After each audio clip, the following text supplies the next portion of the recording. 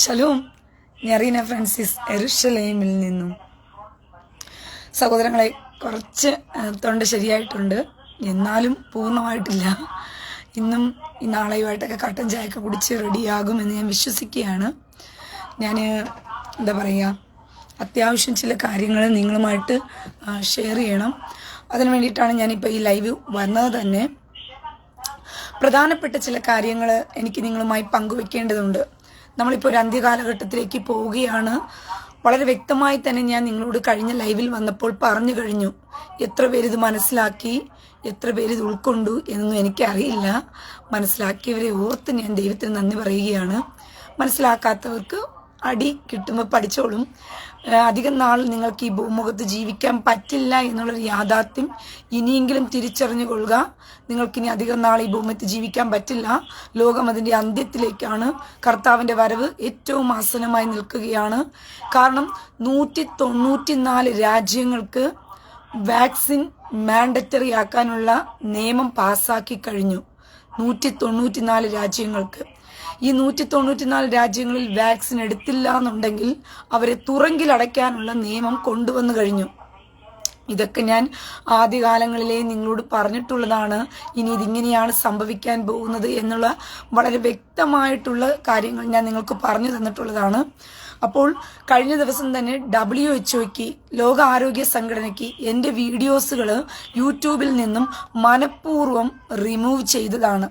കഴിഞ്ഞ ദിവസങ്ങളിൽ തന്നെ ഇന്ത്യയുടെ എന്താ പറയുന്ന ജനവിധിയെ അട്ടിമറിക്കുവാൻ വേണ്ടിയിട്ട്, ഇന്ത്യയിലെ ഭരണമാറ്റത്തെ അട്ടിമറിക്കുവാൻ വേണ്ടിയിട്ട് യൂട്യൂബിനകത്ത് പണം ഇറക്കി ചില കളികൾ നടന്നിരുന്നു.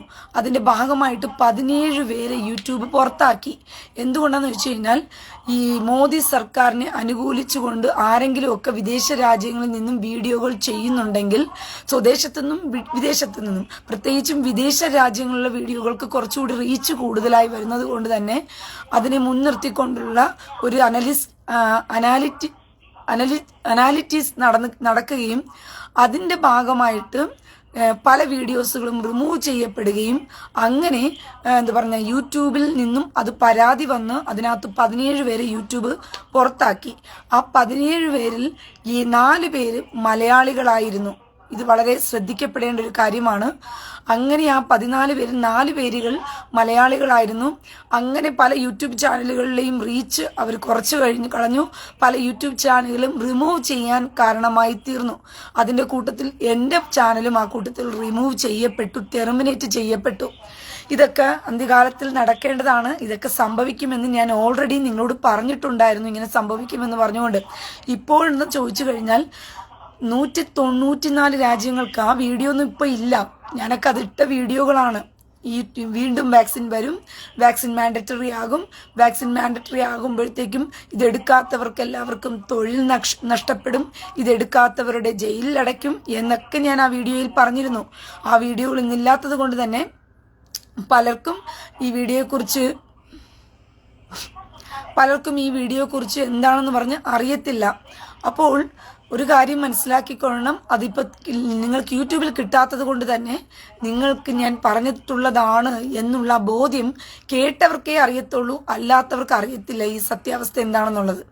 ഇപ്പോൾ 194 രാജ്യങ്ങൾക്ക് നിർബന്ധിതമായിട്ടും വാക്സിൻ, അതായത് ബേർഡ് ഫ്ലൂവിൻ്റെ വാക്സിൻ നിർബന്ധിതമായിട്ടും കൊടുത്തിരിക്കണം. അങ്ങനെ എടുക്കാത്തവരെ തുറങ്കിലടയ്ക്കാനുള്ള നിയമവും പാസ്സാക്കിക്കൊണ്ടാണ് ഇപ്പോൾ WHO മുന്നോട്ട് പോകുന്നത്. WHO കീഴിൽ ഈ ലോകരാജ്യം മുഴുവനും എന്ത് ചെയ്യും, പിടിക്കപ്പെടും എന്ന് ഞാൻ പറഞ്ഞിട്ടുണ്ടായിരുന്നു. ഇതിനകത്ത് വേറൊരു കാര്യം എന്ന് ചോദിച്ചു കഴിഞ്ഞാൽ, ഞാൻ നിങ്ങളോട് ഓൾറെഡി പറഞ്ഞിരുന്നു, ഇന്ത്യൻ ജനാധിപത്യത്തെ അട്ടിമറിക്കുവാൻ വേണ്ടിയിട്ട്, ഇന്ത്യയെ തീവ്രവാദികളുടെ കയ്യിൽ ഏൽപ്പിക്കുന്നതിന് വേണ്ടിയിട്ട് വലിയൊരു ശ്രമം നടത്തിയിരുന്നു. അതിൻ്റെ ഭാഗമായിട്ടാണ് എന്താ പറയുന്ന ഈ ഇന്ത്യക്കകത്തും രാഹുൽ ഗാന്ധിയെ വിജയിപ്പിക്കണം എന്നുള്ള വാശിയോടുകൂടി തന്നെ എല്ലാ കൂട്ടുകക്ഷികളും ഒരുമിച്ച് നിന്ന് പ്രവർത്തിച്ചത്. ഇതിൻ്റെ പിന്നിൽ പണം ഇറക്കി പ്രവർത്തിച്ചത് വിദേശ ശക്തികളായിരുന്നു. നിങ്ങൾ ഈ വിദേശ ശക്തി ആരാണെന്ന് കേട്ട് കഴിഞ്ഞാൽ നിങ്ങൾ തന്നെ ഞെട്ടിപ്പോകും, ഇതാരാണെന്ന് പറഞ്ഞുകൊണ്ട്. കാരണം ദൈവവചനം വളരെ വ്യക്തമായി പറയുന്നൊരു കാര്യമാണ്. അതായത് യഹൂദനെന്ന് പേർ പറയുന്നവനെ ഞാൻ സാത്താൻ്റെ പള്ളിയിൽ നിന്നും പുറത്തു കൊണ്ടുവരുമെന്ന് പറഞ്ഞുകൊണ്ട്. അതായത് നിങ്ങൾക്കറിയാം, മോത്തിലാൽ നെഹ്റു ആരാണെന്ന് നിങ്ങൾക്കറിയാം. മോത്തിലാൽ നെഹ്റു എന്ന് പറയുന്നത് ജവഹർലാൽ നെഹ്റുവിന്റെ പിതാവാണ് മോത്തിലാൽ നെഹ്റു. ഈ മോത്തിലാൽ നെഹ്റുവിന്റെ മൂത്ത സഹോദരനാണ് നന്ദലാൽ നെഹ്റു എന്ന് പറയുന്നത്. അതായത് ജവഹർലാൽ നെഹ്റുവിന്റെ വല്യച്ഛനാണ് ഈ നന്ദലാൽ നെഹ്റു എന്ന് പറയുന്നത്. നന്ദലാൽ നെഹ്റുവിന്റെ മകനാണ് ബ്രിജ്ലാൽ നെഹ്റു എന്ന് പറയുന്നത്. നന്ദലാൽ നെഹ്റുവിന്റെ ചെറുമകനാണ് ബ്രജ് കുമാർ നെഹ്റു എന്ന് പറയുന്നത്. ഇത് പറയുമ്പോൾ നിങ്ങളൊന്ന് ശ്രദ്ധിച്ച് കേൾക്കണം. ഞാൻ പറയുന്ന കാര്യത്തിനകത്തൊരു ഗൗരവമായൊരു വിഷയം കിടപ്പുണ്ട്. ഇന്ത്യൻ ജനാധിപത്യത്തെ അട്ടിമറിക്കുവാനും പൈശാചിക ശക്തികൾക്ക് ഈ ഇലുമിനാറ്റികൾ തന്നെ ഈ തീവ്രവാദികളുടെ കയ്യിൽ രാജ്യമേൽപ്പിച്ചു കൊടുക്കുമെന്ന് ഞാൻ പല ആവർത്തി നിങ്ങളോട് പറഞ്ഞിരുന്നു. അതിൻ്റെ ഒരു തെളിവ് പറയാൻ വേണ്ടിയിട്ടാണ് ഞാൻ ഈ തെളിവുകൾ ഇങ്ങനെ പറഞ്ഞുകൊണ്ടിരിക്കുന്നത്. വളരെ ശ്രദ്ധയോടുകൂടി നിങ്ങളത് കേൾക്കണം. അതായത് മോത്തിലാൽ നെഹ്റുവിന്റെ മകനാണ് ആര്? ജവഹർലാൽ നെഹ്റു. ഈ ജവഹർലാൽ നെഹ്റുവിന്റെ വല്യച്ഛൻ മോത്തിലാൽ നെഹ്റുവിന്റെ മൂത്ത സഹോദരനാണ് നന്ദലാൽ നെഹ്റു. നന്ദലാൽ നെഹ്റുവിന്റെ ചെറുമകനാണ് ബ്രജ് കുമാർ നെഹ്റു എന്ന് പറയുന്നത്. ഈ ബ്രജ് കുമാർ നെഹ്റുവിന്റെ ഭാര്യയുടെ പേര് മാക്ഡൊണാൾഡ് ഫ്രെയ്ഡ്മാൻ എന്നാണ് പേര്. മാക്ഡൊണാൾഡ് ഫ്രെയ്ഡ്മാൻ എന്നാണ് ഈ ബ്രജ് കുമാറിന്റെ ഭാര്യയുടെ പേര്. ബ്രജ് കുമാർ നെഹ്റുവിന്റെ ഭാര്യയുടെ പേര്. ഹംഗറിക്കാരിയാണ് ഈ മാക്ഡൊണാൾഡ് ഫ്രെഡ്മാൻ എന്ന് പറയുന്നത്. പക്ഷേ ഈ സ്ത്രീയെ വിളിക്കുന്നത് ശോഭ എന്നൊരു വിളിപ്പേരിലും വിളിക്കും. ഫോറി ആന്റി എന്ന് പറഞ്ഞ് വിളിക്കും. ആന്റി ഫോറി എന്നോ ഫോറി ആന്റി എന്നോ പറഞ്ഞ് വിളിക്കാറുണ്ട് ഈ സ്ത്രീയെ. അപ്പോൾ ഈ സ്ത്രീ ആരാണെന്ന് ചോദിച്ചു കഴിഞ്ഞാൽ ഇതൊരു യഹൂദ സ്ത്രീയാണ്. മനസ്സിലായോ? ഈ ജവഹർലാൽ നെഹ്റുവിന്റെ വല്യച്ഛന്റെ ചെറുമകൻ, അതായത് ജവഹർലാൽ നെഹ്റുവിന്റെ കസിൻ, ഈ കസിൻ കല്യാണം കഴിച്ചിരിക്കുന്ന ഹംഗറിയിലുള്ള വംശജിയായ ഈ സ്ത്രീ എന്ന് പറയുന്നത് ഒരു യഹൂദ സ്ത്രീയാണ്. അതുകൊണ്ട് ഞാൻ പറഞ്ഞത് ദൈവവചനത്തിൽ പറഞ്ഞിരിക്കുന്ന ഒരു കാര്യപ്രകാരമാണ്. യഹൂദനല്ലാതിരിക്കെ യഹൂദൻ എന്ന് പേർ പറയുന്നവനെ ഞാൻ സാത്താന്റെ പള്ളിയിൽ നിന്നും പുറത്തു കൊണ്ടുവരുമെന്ന് പറഞ്ഞുകൊണ്ട് ഈ ഫ്രെഡ്മാൻ എന്നുള്ള പേര് പല യഹൂദ കുടുംബങ്ങൾക്കുമുണ്ട്. ഈ ഫ്രെഡ്മാൻ എന്നുള്ള പേര് അത് കേട്ട് കഴിഞ്ഞാൽ നിങ്ങൾക്ക് അറിയാൻ പറ്റും. നമ്മുടെ പാട്ടുകാരനായ ബെന്നി ഫ്രെഡ്മാൻ, ഞാൻ എപ്പോഴും പറയുന്ന ബെന്നി ഫ്രെഡ്മാന്റെ പാട്ടാണ് ഞാൻ ഇടാറുള്ളത്. അതുപോലെ അബ്രാം ഫ്രെഡ്മാൻ, ആബാ ആബാ ആബാ മേലെഹാവോലാം, അത് അബ്രാം ഫ്രെഡ്മാൻ ആണ് ആ പാട്ട് എഴുതിയിരിക്കുന്നത്. അപ്പൊ ഈ ഫ്രെഡ്മാൻ എന്നുള്ള പേര് യഹൂദന്മാരുടെ പേരാണ്. അപ്പോൾ ഈ മക്ഡൊണാൾഡ് ഫ്രെഡ്മാൻ എന്ന് പറയുന്ന ഈ സ്ത്രീ ഒരു ഹംഗറി വംശജയാണ്. അമേരിക്കൻ പൗരത്വവും ഇവർക്കുണ്ട്. ഈ മക്ഡൊണാൾഡ് ഫ്രെഡ്മാൻ എന്ന് പറയുന്ന ഈ ഫോറി ആന്റി എന്നാണ് ഇവരെ വിളിക്കുന്നത് തന്നെ. ഈ ഫോറി ആന്റിയുടെ ചെറുമകനാണ്, അതായത് സഹോദരിയുടെ മകനാണ് ജോർജ് സോറസ് എന്ന് പറയുന്നത്. അതായത് യഹൂദന്മാരിൽ തന്നെ 10 പണക്കാരിൽ ഏറ്റവും വലിയ പണക്കാരന്മാരെ തപ്പിയാൽ അതിലൊരു പണക്കാരനാണ് ജോർജ് സോറസ് എന്ന് പറയുന്നത്. ഇലുമിനാറ്റികളുടെ തലപ്പത്തിരിക്കുന്ന ഒരു ഫാമിലിയും കൂടിയാണ് ഈ ജോർജ് സോറസ് എന്ന് പറയുന്ന ഫാമിലി. ഇപ്പോൾ ഞാൻ പറയുന്ന കാര്യങ്ങൾ ഏകദേശം മനസ്സിലാക്കാൻ നിങ്ങൾക്ക് പറ്റുന്നുണ്ടോ? മനസ്സിലാക്കിയാൽ നിങ്ങൾക്ക് നല്ലത്.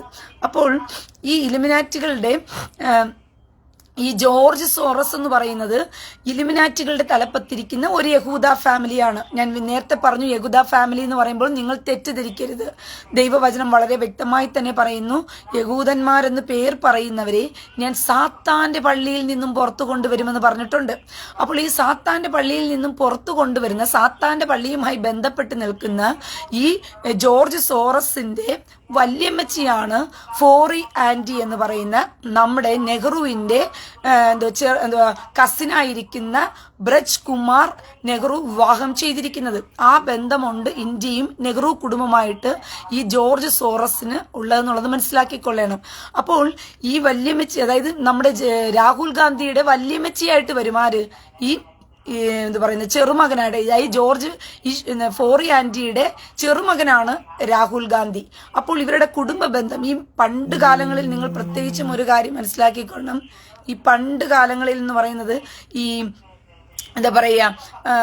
ഈ കുടുംബ ബന്ധങ്ങൾക്ക്, അതായത് നമ്മൾ ഈ കൂട്ടുകുടുംബമായിട്ടിരിക്കുമ്പോൾ ആ ബന്ധം പണ്ട് കാലങ്ങളിൽ നിലനിന്നിരുന്ന ഒരു കുടുംബമാണ്. പ്രത്യേകിച്ചും നെഹ്റു കുടുംബത്തിന് അങ്ങനെ ഒരു കൂട്ടുകുടുംബ ബന്ധം എപ്പോഴും നിൽക്കുന്ന ഒരു കുടുംബമാണ്. അതുകൊണ്ട് തന്നെ ഈ ഫോറി ആന്റിയുടെ പേരക്കുട്ടിയാണ് ഈ രാഹുൽ ഗാന്ധി എന്ന് പറയുന്നത്. ഫോറി ആന്റി ആരാന്ന് നിങ്ങൾക്ക് ഞാൻ ഓൾറെഡി പറഞ്ഞു കഴിഞ്ഞു. അത് ജവഹർലാൽ നെഹ്റുവിന്റെ ഒരു യഹൂദ സ്ത്രീയാണ് ഈ ഫോറി ആന്റി എന്ന് പറയുന്നത്. അത് ജോർജ് സോറസിന്റെ വല്യമ്മച്ചിയാണ് ഈ ഫോറി ആന്റി. അപ്പോൾ രാജ്യവിഭജനം നടക്കുന്ന സമയത്ത്, അതായത് ഇന്ത്യ എന്തുവാ ജവഹർലാൽ നെഹ്റുവിന്റെ കാലഘട്ടത്തിൽ 1947 ശേഷം ഇന്ത്യ വിഭജിക്കപ്പെടുകയാണ്. അങ്ങനെ ഇന്ത്യ വിഭജിക്കപ്പെടുന്ന സമയത്ത് അന്ന് നടന്നത് എന്താണെന്ന് ചോദിച്ചു കഴിഞ്ഞാൽ അന്ന് പാകിസ്ഥാനെ പിരിച്ചു കൊടുത്തു. ജനമെല്ലാം പാകിസ്ഥാനിലോട്ട് പോവുകയാണ്. അന്ന് പല കൊലപാതകങ്ങൾ നടന്നു, പല യുദ്ധങ്ങൾ നടന്നു. ആ സമയത്ത് ഒരു കൂട്ടം ക്രിസ്ത്യാനികൾ കൊല്ലപ്പെടുന്നു, ഹിന്ദുക്കൾ കൊല്ലപ്പെടുന്നു. ആ കൂട്ടത്തിൽ കുറച്ച് മുസ്ലിങ്ങളെല്ലാം കൂടി ചേർന്ന് പാകിസ്ഥാനിലേക്ക് പോകാതെ ഇവരെല്ലാം തന്നെ ഹുമയൂണിന്റെ ശവകുടീരത്തിൽ പോയി എന്ത് ചെയ്തു, ഒളിച്ചു പാർത്തു. ഈ മുസ്ലിങ്ങളെല്ലാം കൂടി ചേർന്ന് അവരൊക്കെ ഇന്ന് ഇവിടെ കിടക്കുന്നത് കേട്ടോ. ഈ മുസ്ലിങ്ങളെല്ലാം പാകിസ്ഥാൻ വേണം, പാകിസ്ഥാൻ വേണം എന്ന് കരഞ്ഞ് നിലവിളിച്ചവർ ഇവരാരും തന്നെ പാകിസ്ഥാനിലേക്ക് പോകാൻ നിന്നില്ല. കുറച്ചാളുകൾ പാകിസ്ഥാനിലേക്ക് പോയെങ്കിലും ബാക്കിയുള്ളവർ ഇന്ത്യ മുഴുവനായിട്ടും അടക്കി ഭരിക്കണം എന്നുള്ള വ്യാമോഹത്തോടു കൂടി ഇവിടെ തന്നെ കിടന്നു. അങ്ങനെ അവരെല്ലാം കൂടി ചേർന്ന് എന്ത് ചെയ്തു, അവർ പോയി ഹുമയൂണിന്റെ ശവകുടീരത്തിന്റെ മറവിൽ ഒളിച്ചിരുന്നു. അങ്ങനെ ആ സമയത്ത് ഈ ഫോറി ആന്റി എന്ന് പറയുന്ന, അതായത് ജവഹർലാൽ നെഹ്റുവിന്റെ കസിനായിരിക്കുന്ന ബ്രജ്ലാൽ നെഹ്റുവിന്റെ ഭാര്യ ഭോറി ആന്റി അവിടേക്ക് സഹായവുമായി ചെന്ന് അന്ന് ഈ മുസ്ലിങ്ങളെ മുഴുവനെയും സഹായിച്ചതും നിലനിർത്തിയതും പണം കൊടുത്തതും അവരെ താമസിപ്പിച്ചതും അവരെ ഇന്ത്യക്കകത്ത് തന്നെ പാർക്കാൻ അവസരം ഒരുക്കി കൊടുത്തതും ഈ സ്ത്രീയാണ് എന്നുള്ളത് മനസ്സിലാക്കിക്കൊള്ളണം. അന്ന് തുടങ്ങിയതാണ് ഇവരുടെ മുസ്ലിം പ്രീണനം എന്ന് പറയുന്നത്. അതായത് ഞാൻ നിങ്ങളോട് പലവട്ടവും പറയാറുണ്ട്, ഇലുമിനാറ്റുകൾ എങ്ങനെയാണ് ഈ മുസ്ലിങ്ങൾക്ക് വഴിവിട്ട് കൊടുക്കുന്നത്, ഇലുമിനാറ്റുകൾ എങ്ങനെയാണ് ഈ ഭരണം മുസ്ലിങ്ങളുടെ കയ്യിൽ ഏൽപ്പിക്കുന്നതിന്റെ ഒരു ചെറിയ തെളിവാണ് ഞാൻ ഇപ്പൊ പറഞ്ഞുകൊണ്ടിരിക്കുന്നത്. അപ്പോൾ ഇന്ത്യയുടെ ഈ ഭരണത്തെ അട്ടിമറിക്കുവാൻ വേണ്ടി ജോർജ് സോറസ് എന്ന് പറയുന്ന യഹൂദൻ എന്ന് പേര് പറയുന്നവൻ, യഹൂദൻ എന്ന് പിന്നെ പറയാൻ പറ്റില്ല, യഹൂദൻ എന്ന് പേര് പറയുന്ന സാത്താന്റെ സഭയിലിരിക്കുന്ന ഒരുത്തൻ ഇസ്ലാമിക തീവ്രവാദികൾക്ക് ഇന്ത്യ മഹാരാജ്യം ഭരിക്കുന്നതിനു വേണ്ടി അവസരം ഒരുക്കി കൊടുക്കുവാൻ വലുതായി പണിപ്പെട്ടുകൊണ്ട് പല കോടികളുടെ $1,000,000 ഇന്ത്യയിലോട്ട് ഒഴുക്കാൻ ശ്രമം നടത്തിയതും അതിന്റെ ഭാഗമായിട്ടാണ് ജനവിധിയെ അട്ടിമറിക്കുവാൻ ഇവർ ശ്രമം നടത്തിയതും 8,500 കോടി 8,500 കോടി അല്ല, $5,000 കോടി ഇദ്ദേഹം മറയ്ക്കാൻ ശ്രമിച്ചത്. $5,000 കോടി മനസ്സിലാക്കിക്കൊള്ളണം. അപ്പോൾ 8.5 കോടി ബോണ്ടുകളാണ് ഇന്ത്യക്കകത്ത് അച്ചടിച്ചത്.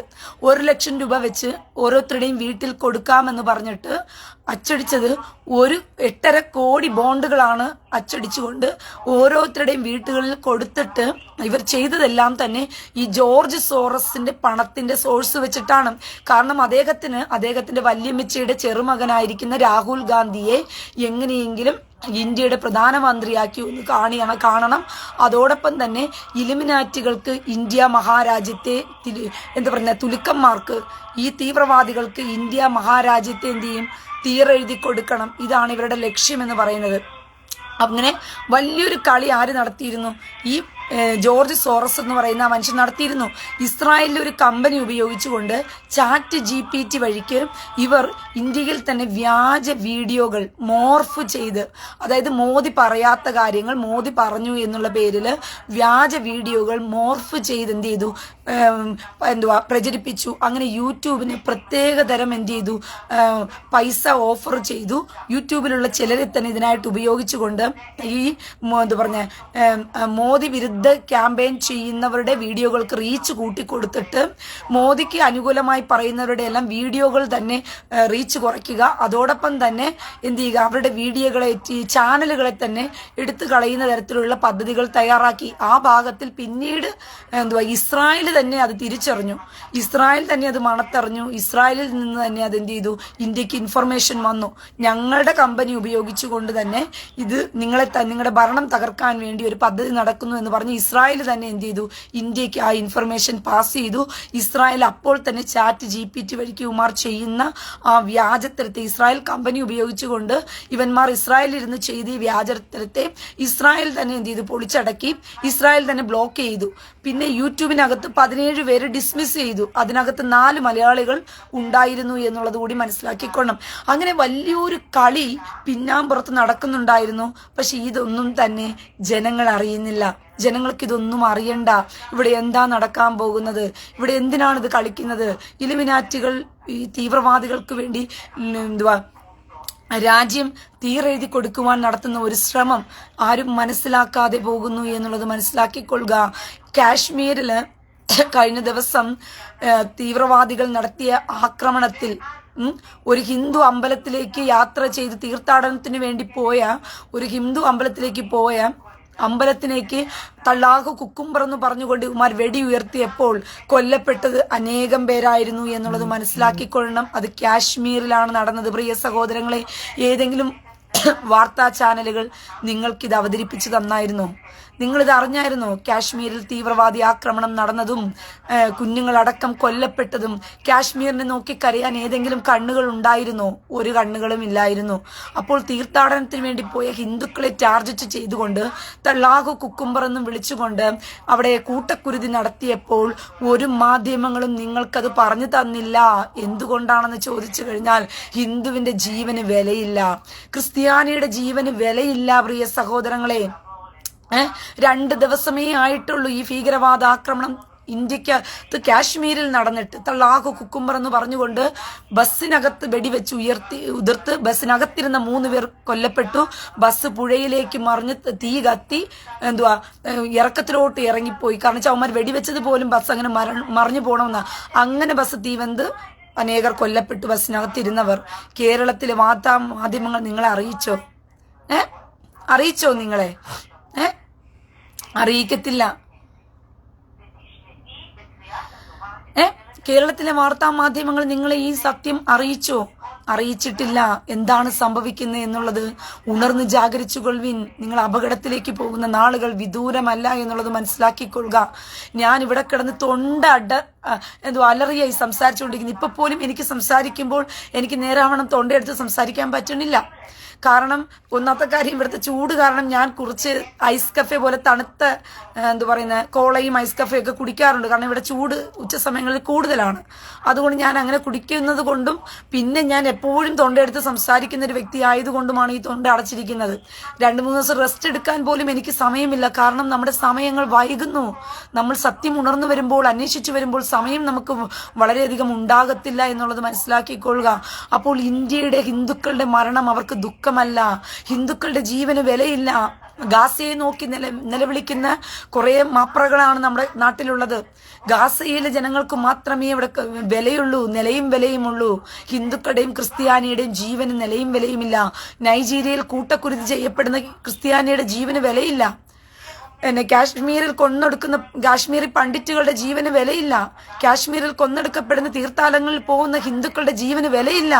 ഇനിയെങ്കിലും മനസ്സിലാക്കുക ക്രിസ്ത്യാനിയെ, ഇനിയെങ്കിലും മനസ്സിലാക്കുക ഹിന്ദുവെ. നിങ്ങളെ ഇവന്മാർ കൂട്ടക്കുരുതിക്ക് വേണ്ടി കൊടുക്കുകയാണ്. നിങ്ങളുടെ നേതാക്കന്മാർ, ഈ രാഹുൽ ഗാന്ധി എന്ന് പറയുന്നവൻ ഇസ്ലാമിക തീവ്രവാദികൾക്ക് വേണ്ടി പണിയെടുക്കുകയാണ്.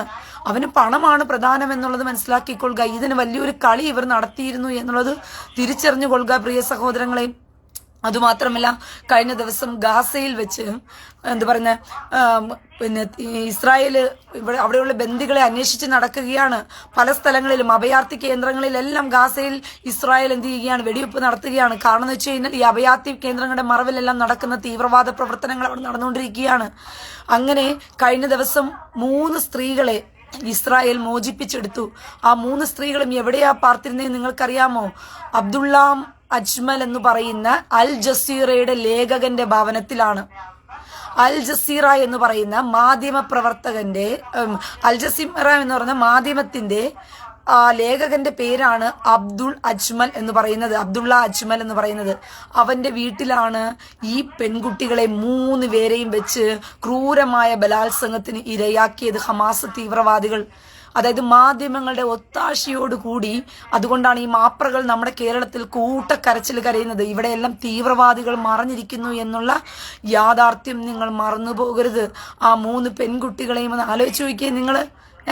എത്ര ദിവസത്തെ മാനസികവും ശാരീരികവും ബലാത്സംഗവുമായിട്ട് ആ സ്ത്രീകളെ ഇവന്മാർ ഉപയോഗിച്ചിരിക്കുന്നു. മാറിയും തിരിഞ്ഞും എത്ര മാസങ്ങളോളം ഒന്ന് ആലോചിച്ച് നോക്കി. ആ സ്ത്രീകൾ യഹൂദ സ്ത്രീകളായി പോയി എന്നുള്ള ഒറ്റ കാരണത്തിനാലാണ് മാധ്യമങ്ങൾ പോലും അവർക്ക് ഒത്താശ ചെയ്തത്. അപ്പോൾ ഇന്ന് അവനെ അബ്ദുള്ള അജ്മൽ എന്ന് പറയുന്ന ആ വൃത്തികെട്ടവനെ, അൽ ജസീറയുടെ ലേഖകനെ ഇസ്രായേൽ ഹൂറിയുടെ അടുക്കിലേക്ക് പറഞ്ഞു വിട്ടിട്ടുണ്ട്. നീ ഇസ്രായേലിലെ പെമ്പിള്ളാരുടെ കൂടെ കിടന്ന് നീ സന്തോഷിച്ചതൊക്കെ മതി. ഇനി 72 ഹൂറികളുടെ കൂടെ പോയി ഇനി കിടന്നുറങ്ങിക്കോ എന്ന് പറഞ്ഞു വിട്ടിരിക്കുകയാണ്.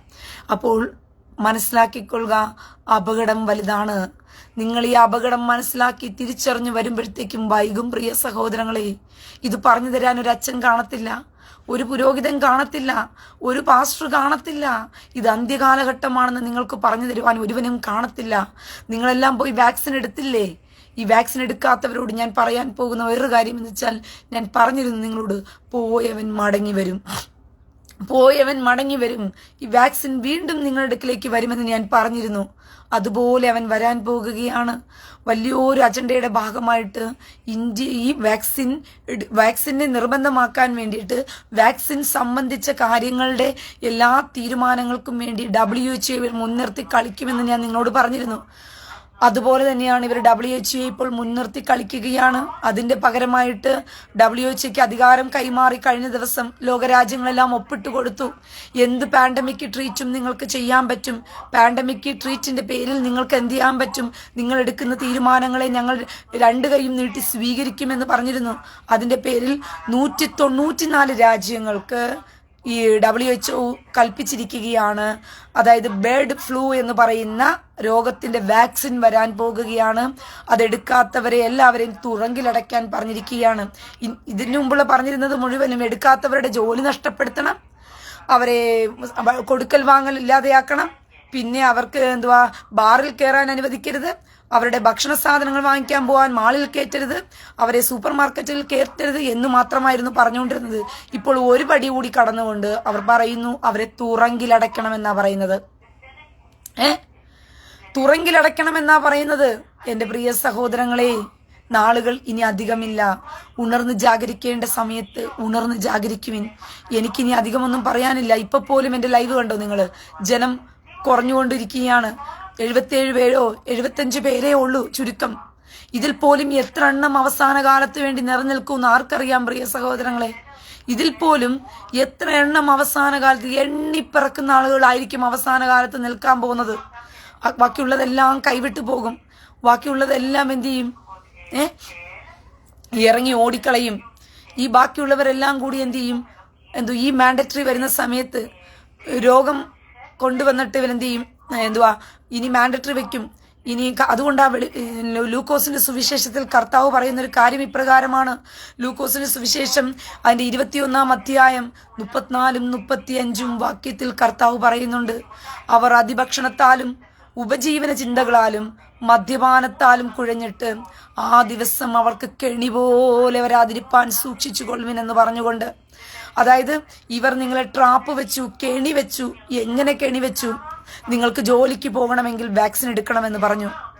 നിങ്ങൾക്ക് ബാറിൽ കയറി വെള്ളമടിക്കണമെങ്കിൽ വാക്സിൻ എടുക്കണമെന്ന് പറഞ്ഞു. അതിഭക്ഷണത്താൽ അവർ നിങ്ങളെ വാക്സിൻ എടുക്കാൻ പറഞ്ഞു. റെസ്റ്റോറന്റുകളിൽ കയറണമെങ്കിൽ നിങ്ങൾക്ക് വാക്സിൻ എടുക്കണമെന്ന് പറഞ്ഞു. അങ്ങനെ നിങ്ങളെ അവർ വാക്സിൻ എടുപ്പിച്ചാൽ മാത്രമേ നിങ്ങൾക്ക് പോകാൻ പറ്റത്തുള്ളൂ. നിങ്ങൾ ട്രാപ്പ് വെച്ചു. അന്നേ വിളിച്ചു പറഞ്ഞു, റീന, അരുത് അരുത്, ഇത് ട്രാപ്പാണ്, ഇത് പിശാച് നിങ്ങളെ പിടിക്കാൻ പോകുകയാണ്, ഇതാണ് മാർക്ക് ഓഫ് ദ ബീസ്റ്റ് എന്ന് ഞാൻ വിളിച്ചു പറഞ്ഞു. ആര് കേട്ടു? പാസ്റ്റർമാരോട് പോയി ചോദിച്ചു, ഇത് മാർക്ക് ഓഫ് ദ ബീസ്റ്റ് ആണോ എന്ന് പറഞ്ഞുകൊണ്ട്. പാസ്റ്റർമാർ എന്നാ പറഞ്ഞു? പാസ്റ്റർമാര് പറഞ്ഞു, മാർക്ക് ഓഫ് ദ ബീസ്റ്റ് എന്ന് പറയുന്നത് വലത് കൈമേലും നെറ്റിമേലും വരുന്നതല്ലേ, അതൊരു ചിപ്പാണ്, അതൊരു ചിപ്പാണ് എന്ന് പറഞ്ഞു. എന്റെ പ്രിയ സഹോദരങ്ങളെ, അവിടെയാണ് നിങ്ങളെ വഞ്ചിച്ചത്. ഇവന്മാർ വലത് കൈമേലും നെറ്റിമേലെന്നും പറഞ്ഞപ്പോൾ അത് അടയാളമാണ്, അത് അടയാളമാണ്. ദൈവവചനത്തോട് അന്വേഷിച്ചു നോക്കുവിൻ, അതിനൊന്നിനും ഇണയില്ലാതിരിക്കില്ല, ഒന്നിനോടൊന്ന് ഇണയിരിക്കും. ദൈവവചനത്തിൽ ആവർത്തന പുസ്തകത്തിൽ ദൈവം പറഞ്ഞിരിക്കുന്ന ഒരു കാര്യം ഇപ്രകാരമാണ്. കർത്താവ് പറഞ്ഞു, എന്റെ വചനത്തെ നിന്റെ ഹൃദയത്തിൽ സംഗ്രഹിക്കണം, അവ അടയാളമായി നിന്റെ കൈമേലും നെറ്റുമേലും കെട്ടണമെന്നാ പറഞ്ഞിരിക്കുന്നത്. അപ്പോൾ വചനം ഇരിക്കേണ്ടത് എവിടെയാണ്? ഹൃദയത്തിലാണ്. ആ ഹൃദയത്തിൽ വചനം ഉണ്ടോ ഇല്ലയോ എന്ന് മറ്റുള്ളവൻ കാണുന്നതിന് വേണ്ടിയിട്ടാണ് വലത് കൈമേലും നെറ്റുമേലും അത് കെട്ടണമെന്ന് കർത്താവ് പറഞ്ഞത്. കൈമേലും നെറ്റുമേലും അത് കെട്ടണമെന്ന് പറഞ്ഞത്. അല്ലാതെ കൈമേലും നെറ്റുമേലും അല്ല അടയാളം ഇരിക്കേണ്ടത്. കൈമേലും നെറ്റുമേലും മാത്രമല്ല വചനം ഇരിക്കേണ്ടത്. വചനം ഇരിക്കേണ്ടത് ഹൃദയത്തിലാണ്. ഈ ഹൃദയത്തിൽ ഇരിക്കുന്ന വചനം ഹൃദയത്തിലാണെന്ന് മറ്റുള്ളവൻ അറിയുന്നതിന് വേണ്ടി നിന്റെ കൈമേലും നെറ്റുമേലും കെട്ടണമെന്നാ ദൈവവചനം പറഞ്ഞത്. ഇത് തന്നെയാണ് മാർക്ക് ഓഫ് ദ ബീസ്റ്റിന്റെ പൊരുളും. സാത്താൻ അവന്റെ മുദ്രയാണ് ഏൽപ്പിക്കാൻ പോകുന്നത്, അവന്റെ അടയാളമാണ് ഏൽപ്പിക്കാൻ പോകുന്നത്. അതിന് അവൻ ചെയ്യുന്ന പരിപാടി എന്ന് പറയുന്നത്, അവൻ കൊണ്ടുവരുന്ന നാനോ പാർട്ടിക്കിൾസ് വഴി അവൻ വാക്സിനിലൂടെ കടന്നു വന്ന് ഗ്രാഫീൻ ഓക്സൈഡ് ഉപയോഗിച്ചുകൊണ്ട് നിങ്ങളുടെ DNA എടുത്തു കളഞ്ഞുകൊണ്ട് നിങ്ങളുടെ സബ് കോൺഷ്യസ് മൈൻഡിനെ കൺട്രോൾ ചെയ്യുന്ന തരത്തിലേക്ക് അവൻ വാക്സിനെ ഉപയോഗപ്പെടുത്തി എന്നുള്ളതാണ്. വാക്സിനിൽ നാനോ പാർട്ടിക്കിൾസ് ഉണ്ടായിരുന്നു. നിങ്ങളുടെ മൈൻഡിനെ കൺട്രോൾ ചെയ്യാൻ അതിന് കഴിയും. അപ്പോൾ അടയാളമായി ഭവിക്കുന്നത് എപ്പോഴാന്ന് ചോദിച്ചു കഴിഞ്ഞാൽ, നിങ്ങളൊരു മാളിലേക്ക് ചെല്ലുന്ന സമയത്തോ, നിങ്ങളൊരു സാധനം വാങ്ങിക്കുന്ന സമയത്തോ, നിങ്ങൾ കൊടുക്കൽ വാങ്ങുന്ന എടുക്കുന്ന സമയത്തോ, നിങ്ങൾ എന്തെങ്കിലും ചെയ്യുമ്പോൾ, നിങ്ങൾ അവിടേക്ക് കിടക്കുമ്പോൾ നിങ്ങൾക്ക് പ്രത്യേകിച്ച് എന്ത് ചെയ്യേണ്ട? നിങ്ങളുടെ പാസ്പോർട്ടോ ID-യോ ഒന്നും കാണിക്കേണ്ട. നിങ്ങൾ ജസ്റ്റ് നിങ്ങളുടെ ബയോമെട്രിക് ഡാറ്റ ഒന്ന് കാണിച്ചാൽ മതി. നിങ്ങളുടെ കൈമേലോ നിങ്ങളുടെ നെറ്റിയോ നിങ്ങളുടെ ഫേസോ ഒന്ന് കൊണ്ടുപോയി കാണിച്ചാൽ മതി. ഫേസ് റെക്കഗ്നേഷൻ എന്നൊക്കെ പറയുമ്പോഴത്തേക്കും നിങ്ങളുടെ നെറ്റിയും അതിനകത്ത് ഉൾപ്പെടുന്ന ഒന്നാണെന്നുള്ളത് മനസ്സിലാക്കിക്കൊള്ളുക പ്രിയ സഹോദരങ്ങളെ. ആർട്ടിഫിഷ്യൽ ഇന്റലിജൻസിന് വളരെ വ്യക്തമായി തന്നെ നിങ്ങളുടെ പിക്ചറൈസ് ചെയ്യാൻ പറ്റും. ക്വാണ്ടം ടാറ്റു എന്ന് പറയുന്നതിനെ കുറിച്ച് ഞാൻ നിങ്ങളോട് പറഞ്ഞിരുന്നു. ഇപ്പോൾ ആ വീഡിയോ ഒന്നും തന്നെ നിങ്ങൾക്ക് യൂട്യൂബിൽ കാണാൻ പറ്റില്ല. എന്റെ ചാനൽ ടെർമിനേറ്റ് ചെയ്യപ്പെട്ടത് കൊണ്ടാണ്.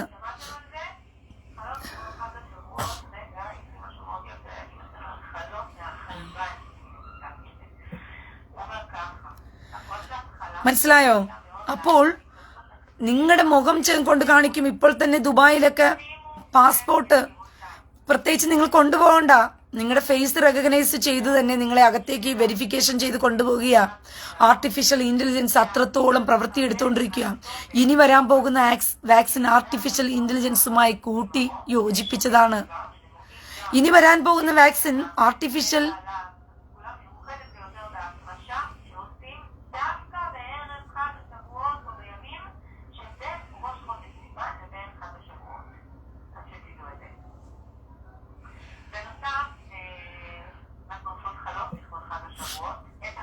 ഇനി വരുന്ന വാക്സിൻ ആർട്ടിഫിഷ്യൽ ഇന്റലിജൻസുമായിട്ട് കൂട്ടിയോജിപ്പിച്ച ഒന്നാണെന്നുള്ളത് മനസ്സിലാക്കിക്കൊള്ളുക. ഓൾറെഡി എടുത്തു കഴിഞ്ഞവരെല്ലാം തന്നെ ഇതിനകത്ത് എടുക്കപ്പെടും. കാരണം ഞാൻ പറഞ്ഞപ്പോൾ ആരും വിശ്വസിച്ചില്ല, ആരും സമ്മതിച്ചു തന്നില്ല. പക്ഷേ വാക്സിൻ കമ്പനിക്കാർ തന്നെ രംഗത്ത് വന്നു. അവർ പറഞ്ഞു ഇത് മരണം സംഭവിക്കും, ഇത് മരണം സംഭവിക്കുമെന്ന് അവർ തന്നെ പറഞ്ഞു. നിങ്ങൾ കൂട്ടം മരണത്തിന് ഇരയാക്കപ്പെടും. ഈ ഡോക്ടർമാര്, എഞ്ചിനീയർമാര്, ആരോഗ്യ മേഖലയിൽ നിൽക്കുന്ന ഒരുപാട് വലിയ വലിയ ആളുകളെല്ലാം തന്നെ പറഞ്ഞു ഇതെടുക്ക് കുഴപ്പമില്ല, ഇതെടുക്ക് കുഴപ്പമില്ല. എന്നെ വളരെയധികം വിഷമിപ്പിച്ചത് സെബാസ്റ്റ്യൻ പുന്നക്കൽ 2 PG ആണ്. സെബാസ്റ്റ്യൻ പുന്നക്കൽ നഴ്സിംഗ് ഫീൽഡിൽ എടുത്തു വെച്ചിരിക്കുന്ന 2 PG. വലിയ കാര്യത്തോടു കൂടി ഖുർആൻ സംസാരിക്കും. തൂറാന്റെ ഇമാമായിരുന്നു കൊണ്ട് വലിയ വിഷയങ്ങൾ പ്രസംഗിക്കും, പറഞ്ഞു കൊടുക്കും, ഇതൊക്കെ ചെയ്യും. പക്ഷേ ഈ ജനത്തെ വഞ്ചിച്ചു കളഞ്ഞു. പലരും പോയി ചോദിച്ചു ഞങ്ങൾക്ക് ഇതെടുക്കാമോ എന്ന് പറഞ്ഞുകൊണ്ട്. അപ്പോൾ സെബാസ്റ്റ്യൻ പുന്നക്കൽ എന്ത് ചെയ്തു? ഒരു കൂസലുമില്ലാതെ പറഞ്ഞു ഞാൻ എടുത്തു, നിങ്ങളും എടുത്തോ, കുഴപ്പമില്ല. അതാണ് വഞ്ചന, അതാണ് ചതി, അതാണ് ചതി പ്രിയ സഹോദരങ്ങൾ. ഞാൻ ചെയ്തു കഴിഞ്ഞാൽ പിന്നെ ഒരുത്തൻ എന്ത് ചെയ്യരുത്, രക്ഷപ്പെടരുത്. പിശാച് അങ്ങനെ ചതിക്കും.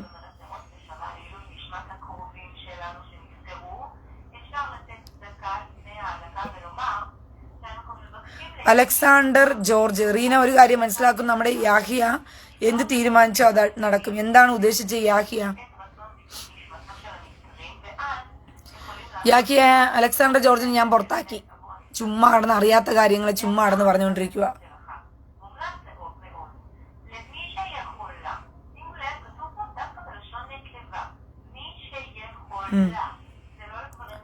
ഓക്കെ, അപ്പോൾ ഒരു കാര്യം മനസ്സിലാക്കിക്കോ, ഞാൻ പറഞ്ഞ കാര്യങ്ങളെല്ലാം തന്നെ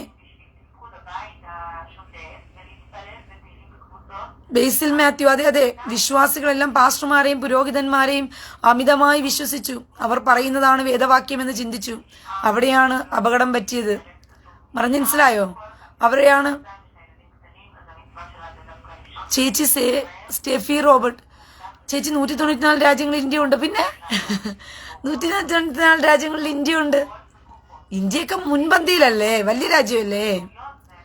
194 രാജ്യം എന്ന് പറയുമ്പോൾ ലോകത്തിലെ ഏകദേശ രാജ്യങ്ങളും ആയിക്കഴിഞ്ഞു. ലോകത്തിലെ വൻകിട രാജ്യങ്ങളെല്ലാം തന്നെ, അറിയപ്പെടുന്ന രാജ്യങ്ങളെല്ലാം തന്നെ ഇതിനകത്ത് ഉൾപ്പെടുന്നു എന്നുള്ളത് ആ 194 രാജ്യം എന്ന് പറയുമ്പോൾ.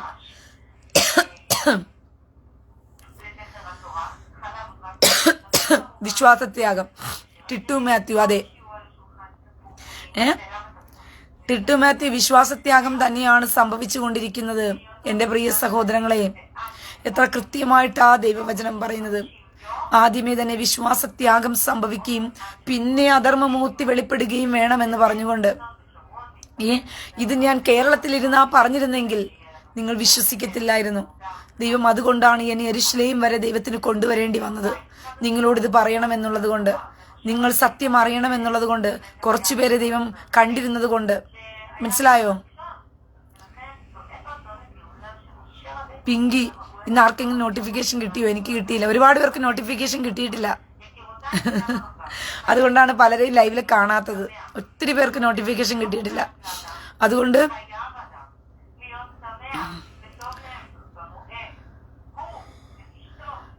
ഇനി ഇത് കിട്ടില്ല. ഇനിയിപ്പോൾ നമ്മൾ പറഞ്ഞ കാര്യങ്ങളെല്ലാം സംഭവിക്കാൻ പോകുന്നത് കൊണ്ട്, ഇനി ഇതിനെക്കുറിച്ച് ഞാൻ പറയുന്നത് കൊണ്ട് എത്ര നാൾ ഈ പേജ് നിലനിൽക്കുമെന്ന് എനിക്ക് അറിയില്ല പ്രിയ സഹോദരങ്ങളെ. എൻ്റെ യൂട്യൂബ് ചാനൽ പോയി, ഇവന്മാരെടുത്ത് കളഞ്ഞു. കാരണം ഈ സത്യങ്ങൾ ഇനി ലോകത്തോട് അറിയിക്കുക. അതുകൊണ്ട് വാക്സിനെ കുറിച്ച് പറഞ്ഞിട്ടുള്ള സകല വീഡിയോകളും അതിനകത്താണ് കിടക്കുന്നത്. അതുകൊണ്ടാണ് ഈ യൂട്യൂബ് അനലിറ്റിക്സ് എന്ന് പറയുന്ന ഒരു സംഭവമുണ്ട്. അതിനകത്ത് അവർ അനലിറ്റിക്സ് ചെയ്തിട്ട് നോക്കി എൻ്റെ വീഡിയോകളെല്ലാം റിമൂവ് ചെയ്യുന്നതിൻ്റെ ഭാഗമായിട്ട് എൻ്റെ ചാനൽ തന്നെ എടുത്തു കളഞ്ഞത് അവർ. അപ്പോൾ ഇനി അവർക്ക് അടുത്ത വഴി എന്ന് പറയുന്നത് ഈ ഫേസ്ബുക്കും കൂടിയുണ്ട്. ഇത് ജെറുസലേം എന്നുള്ള പേരിൽ മലയാളത്തിൽ കിടക്കുന്നത് കൊണ്ടാണ് ഇവർ ഇതുവരെയ്ക്കും ഇതൊന്ന് വെറുതെ വിട്ടിരിക്കുന്നത്. ഇത് ഇംഗ്ലീഷിലായിരുന്നു ഞാൻ ജെറുസലേം എന്ന് പേജ് കൊടുത്തിട്ടിരുന്നെങ്കിൽ ഇത് എപ്പോഴേ പൂട്ടേണ്ട സമയം കഴിഞ്ഞു എന്നറിയാമോ?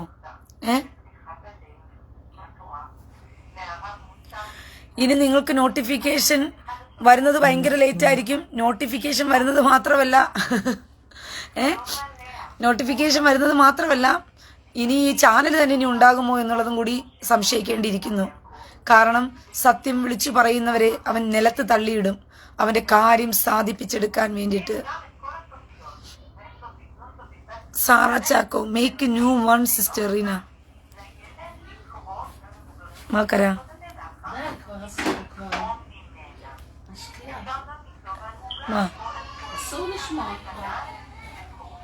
വൈ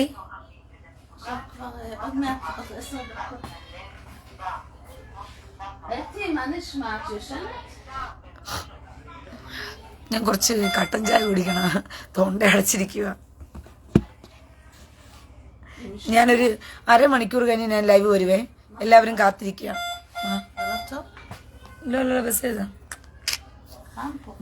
מתי רוצה לקום? עוד 8:30. לא עכשיו? למה זה לא טוב? בסדר.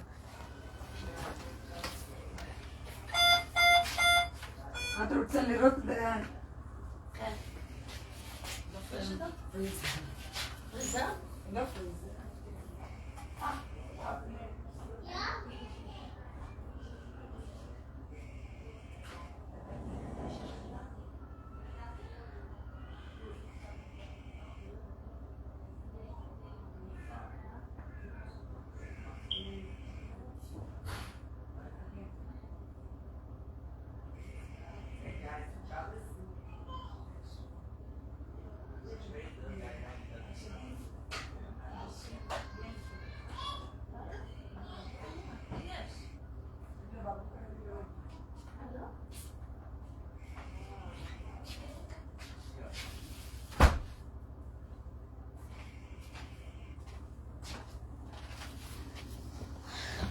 ഇല്ല, ഞാൻ കണ്ടിന്യൂ ചെയ്യാം.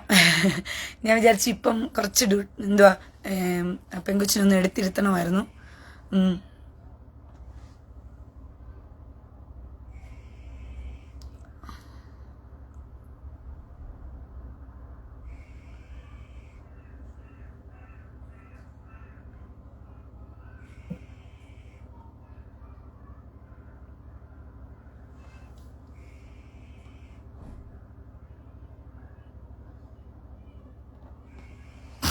ഓക്കെ,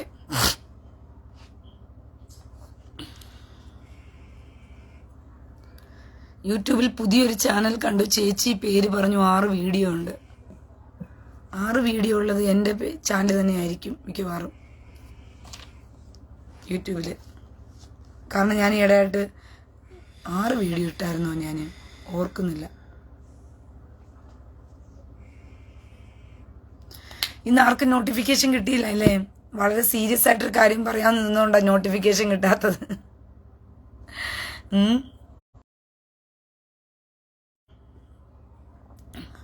6 വീഡിയോ ഉണ്ടെങ്കിൽ അത് എൻ്റെ ചാനൽ തന്നെയാണ്, എൻ്റെ പേരിൽ തന്നെയാണ്. റീന ഫ്രാൻസിസ് യെരുശലേം എന്ന് തുടങ്ങിയിരിക്കുന്ന ഒരു ചാനലാണ്. 12,000 പേര് സബ്സ്ക്രൈബ് ചെയ്തിരിക്കുന്ന ഒരു ചാനലാണ്. അപ്പോൾ അതുകൊണ്ട് അത് ടെൻഷൻ അടിക്കണ്ട. പരമാവധി പറ്റുന്നവർ അതിനകത്ത് കയറി കാണാൻ താല്പര്യമുള്ളവർ കയറുക. കാരണം വെച്ചാൽ ഞാൻ അതിനകത്ത് കുറച്ച് വീഡിയോസ് ആയിട്ട് ഞാൻ അതിനെ സെൻഡ് ചെയ്യാൻ ആഗ്രഹിക്കുന്നുണ്ട്.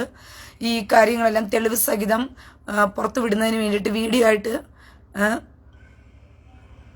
ലിജി മനോജ്, അത് ഈ ലൈവ് ഒന്നുകൂടി നിങ്ങൾ കാണാൻ മറക്കല്ലേ. തുടക്കത്തിലേ ഞാൻ കുറച്ച് കാര്യങ്ങൾ പറഞ്ഞിട്ടുണ്ടായിരുന്നു, സീരിയസ് ആയിട്ടുള്ള കുറച്ച് കാര്യങ്ങൾ. അതുകൊണ്ട് തുടക്കത്തിലെ ആദ്യ ഭാഗങ്ങൾ വിട്ടുപോയവരൊന്ന് കയറി കാണണേ ഇത് കഴിയുമ്പോഴത്തേക്കും. കാരണം കുറച്ച് കാര്യങ്ങൾ ഞാൻ അതിനകത്ത് പറഞ്ഞിട്ടുണ്ട്.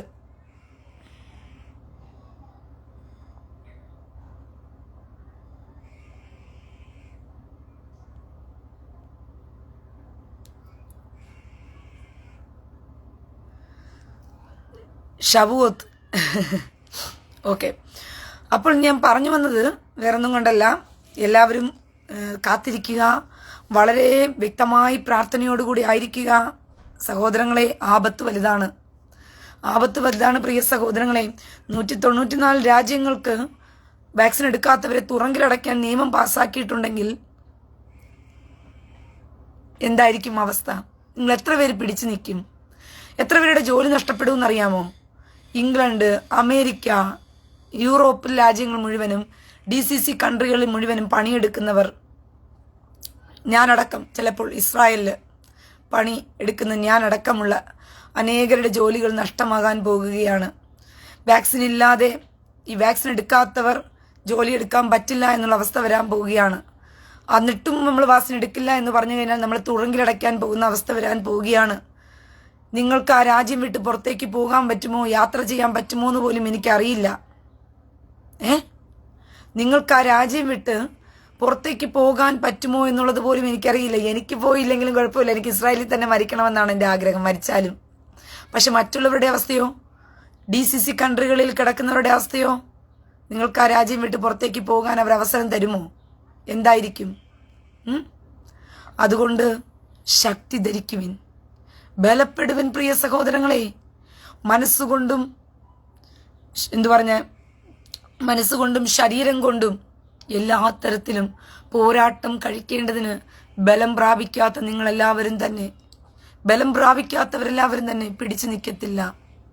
അതുകൊണ്ടാണ് കർത്താവ് യുദ്ധത്തിനായിട്ട് തയ്യാറെടുക്കുന്നതിന് മുമ്പേ യുദ്ധാഭ്യാസം കൊടുക്കുന്നത്. ഏതൊരു യുദ്ധത്തിനും നിങ്ങൾ പോകുന്നതിന് മുമ്പേ ആ പടയാളിക്കൊരു യുദ്ധാഭ്യാസം കിട്ടിയിരിക്കും, അല്ലാതെ അവൻ യുദ്ധം ചെയ്തിട്ട് കാര്യമില്ല. ദൈവമക്കളെ, കൃപയ്ക്ക് വേണ്ടി പ്രാർത്ഥിക്കുക. രാവും പകലും കണ്ണുനീരൊഴുക്കേണ്ട സമയം ഇതാ അടുത്തിരിക്കുന്നു. ദൈവകൃപയ്ക്ക് വേണ്ടി പ്രാർത്ഥിക്കുക, പിടിച്ചു നിൽക്കാനുള്ള ദൈവശക്തിക്ക് വേണ്ടി പ്രാർത്ഥിക്കുക. നിങ്ങൾ കണ്ടം മറിഞ്ഞ് ഓടിയാൽ, നിത്യരാജ്യം നഷ്ടപ്പെട്ടാൽ ഇനി എന്തു ചെയ്യേണ്ടി വരും?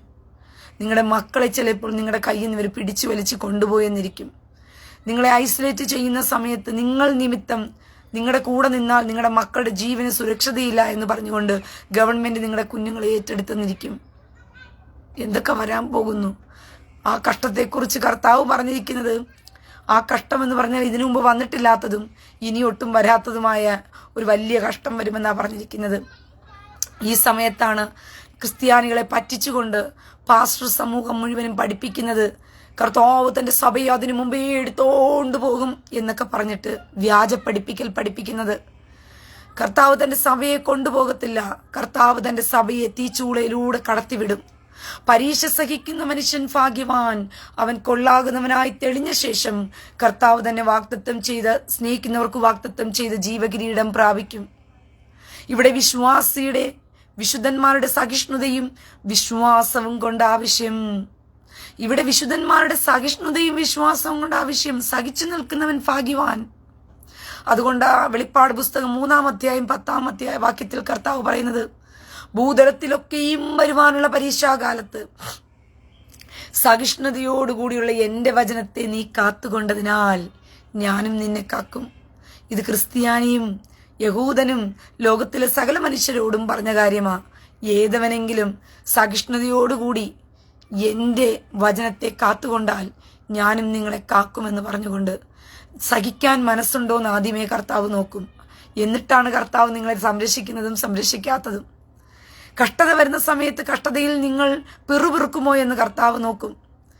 ഞാൻ നാട്ടിലായിരുന്ന സമയത്ത് ഈ കള്ളപ്പാസ്റ്റർമാർക്കെതിരെ ഒരു വീഡിയോ ചെയ്യാൻ ദൈവത്തിൻ്റെ ആത്മാവ് ശക്തമായി എന്നെ പ്രേരിപ്പിച്ചു. ഞാൻ നാട്ടിലാണ് ആ സമയത്ത്.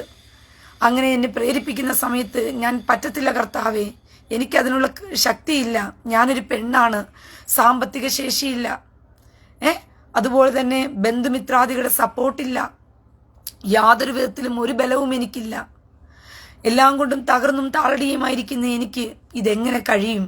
ഞാൻ കർത്താവിനോട് നിലവിളിച്ചു, പറ്റില്ല കർത്താവേ, എനിക്കതിനുള്ള ശക്തിയില്ല എന്ന് പറഞ്ഞു. ദൈവത്തിൻ്റെ ആത്മാവ് വീണ്ടും എന്നെ പുഷ് ചെയ്തുകൊണ്ടേയിരുന്നു. നീ പറയണം, ഈ അന്ത്യകാലത്ത് അത് അത്യാവശ്യമാണ്, ഈ വ്യാജന്മാരെ പൊളിച്ചു കാണിക്കണം. അതുകൊണ്ടാ വെളിപ്പാട് പുസ്തകത്തിൽ പറഞ്ഞിരിക്കുന്നത്, അപ്പോസ്തലന്മാർ അല്ലാതിരിക്കെ അപ്പോസ്തലന്മാരെന്ന് പേർ പറഞ്ഞുകൊണ്ട് നിന്റെ അടുക്കിലേക്ക് വന്നവരെ നീ കള്ളന്മാരെന്ന് തിരിച്ചറിഞ്ഞു. അങ്ങനെ നാട്ടിൽ മുഴുവനും കുറെ കള്ള അപ്പോസ്തലന്മാരുടെ പേരിൽ താരു, തങ്കു ഇവന്മാരെല്ലാം സ്വയം പറഞ്ഞുകൊണ്ടിരുന്നത് അപ്പോസ്തലൻ താരു, അപ്പോസ്തലൻ തങ്കു, അപ്പോസ്തലൻ ടിനു ജോർജ്, അപ്പോസ്തലൻ ടിജോ തോമസ്, അപ്പോസ്തലൻ ഡാമിൻ, അപ്പോസ്തലൻ മേരെന്ന് സ്വയം പേരെടുത്ത് നടക്കുകയായിരുന്നു. അവരെ കള്ളന്മാർ എന്ന് വിളിച്ചു കൂവാൻ ഒരാൾ ആവശ്യമായിരുന്നു. അതിന് കർത്താവ് എന്നെ വിളിച്ചു, എന്നോട് പറഞ്ഞു, മക്കളെ ഇത് ചെയ്യ്. ഞാൻ പറഞ്ഞു, ഞാൻ ചെയ്യത്തില്ല കർത്താവേ, എനിക്ക് പറ്റില്ല കർത്താവേ, ഞാനൊരു പെണ്ണാണ്. ഒന്നാമത്തെ കാര്യം. രണ്ടാമത്തെ കാര്യം, സാമ്പത്തികമായിട്ട് യാതൊന്നുമില്ല. മൂന്നാമത്തെ കാര്യം, പട്ടിണിയും പരിവട്ടവുമാണ്. നാലാമത്തെ കാര്യം, കുഞ്ഞുങ്ങളെ സ്കൂളിൽ വിടാനുള്ള യൂണിഫോം പോലും വാങ്ങിച്ചിട്ടില്ലാത്ത സമയം. അങ്ങനെ എല്ലാം കൊണ്ടും തകർന്ന താരടിയായിരിക്കുമ്പോൾ എങ്ങനെ കർത്താവ് എന്നെ കൊണ്ട് ചെയ്യാൻ പറ്റുമെന്ന് ഞാൻ ചോദിച്ചു. കർത്താവ് പറഞ്ഞു, ഞാൻ നിന്റെ ഒപ്പമുണ്ട്, നീ ധൈര്യമായിട്ട് ചെയ്തോ എന്ന് പറഞ്ഞു. അങ്ങനെയാണ് ഞാൻ ആദ്യമായി ആ വീഡിയോ, നാട്ടിലിരുന്നു കൊണ്ടൊരു വീഡിയോ ഇറക്കുന്നത്. ഭിക്ഷാടന മാഫിയെ വളർത്തി വലുതാക്കുന്നത് പോലെ നിങ്ങളെ കബളിപ്പിച്ച് പണം തട്ടിയെടുക്കുന്ന കള്ള ദൈവദാസന്മാരെ വളർത്തരുത് എന്ന് പറഞ്ഞുകൊണ്ടൊരു ക്യാപ്ഷൻ കൊടുത്തുകൊണ്ടൊരു വീഡിയോ ചെയ്തു. അത് യൂട്യൂബുകളിൽ ഇട്ടില്ല, വാട്സപ്പുകളിലൂടെ വൈറലായി. ലോകത്തിലുള്ള സകല രാജ്യങ്ങളിലേക്കും ആദ്യമായിട്ടാണ് ഒരു സ്ത്രീ എഴുന്നേറ്റ് നിന്ന് ഈ കള്ള അപ്പോസ്തലന്മാർക്കെതിരെ സംസാരിക്കുന്നത്. ആദ്യമായിട്ടാണ് ലോകത്ത് പാസ്റ്റർമാർക്കെതിരെ നിന്നുകൊണ്ട്, പാസ്റ്റർമാർ എന്ന പേരുകൊണ്ട് ജനങ്ങളെ വഞ്ചിച്ച വഞ്ചകന്മാർക്കെതിരെ നിന്ന് കേൾക്കുന്ന ശബ്ദം ഈ ലോകത്തിൽ മുഴങ്ങിക്കേട്ടത് അപ്പോഴാണ്. കാരണം എല്ലാവരും ഭയപ്പെട്ടിരിക്കുകയാ, എല്ലാവരെയും പേടിപ്പിച്ച് വെച്ചിരിക്കുകയാ. പാസ്റ്റർമാർക്ക് വിരോധമായി സംസാരിച്ചു കഴിഞ്ഞാൽ നിങ്ങൾക്ക് വലിയ ഭയാനക നിറഞ്ഞ കാര്യങ്ങൾ വരും. ദൈവം നിന്നെ അടിക്കും, ദൈവം നിന്നെ ശിക്ഷിക്കും, ദൈവം നിന്നെ അങ്ങനെ ചെയ്തു കളയും, ദൈവം നിന്നെ തൂത്തുവാരിക്കളയും, ദൈവം നിന്നെ കുടുംബത്തെ മുടിപ്പിച്ചു കളയും എന്നൊക്കെ പറഞ്ഞുകൊണ്ട് ജനങ്ങളെ ഭയപ്പെടുത്തി വെച്ചത് കൊണ്ട് എതിർശബ്ദങ്ങൾ ഉണ്ടെങ്കിൽ പോലും അവർ ഉച്ചത്തിൽ സംസാരിക്കാൻ മടിച്ചു നിന്നു. ഭയം അവരെ വേട്ടയാടി. പക്ഷെ ആ ഭയത്തിൽ നിന്നും പുറത്തു വന്ന് പരിശുദ്ധാത്മാവിന്റെ ശക്തിയാൽ എനിക്ക് വിളിച്ചു പറയാൻ ധൈര്യം കിട്ടി. ആ ഇല്ലായ്മയുടെ കാലഘട്ടത്തിലും എല്ലാം ഉള്ളപ്പോഴല്ല ഇതറീന പറയുന്നത്. കർത്താവ് എന്നെ പരീക്ഷിച്ചറിഞ്ഞ കാലഘട്ടത്തെക്കുറിച്ച് ഞാൻ നിങ്ങളോട് പറയുകയാണ്. എന്നെ പരീക്ഷിച്ചറിഞ്ഞത് എങ്ങനെയാണെന്ന് ഞാൻ നിങ്ങൾക്ക് പറഞ്ഞു തരികയാണ്. ദൈവം അന്ന് എന്നോട് അത് ചെയ്യാൻ പറഞ്ഞപ്പോൾ ഞാൻ രണ്ടും കൽപ്പിച്ച് തീരുമാനമെടുത്ത് പോയപ്പോൾ എനിക്ക് സംഭവിച്ചത് എന്താണെന്നറിയാമോ? എൻ്റെ വാടക വീട്ടിൽ നിന്നും എന്നെ ഇറക്കി വിട്ടു. ഞാൻ തെരുവിലായിപ്പോയി. ഒരു മിനിറ്റ്.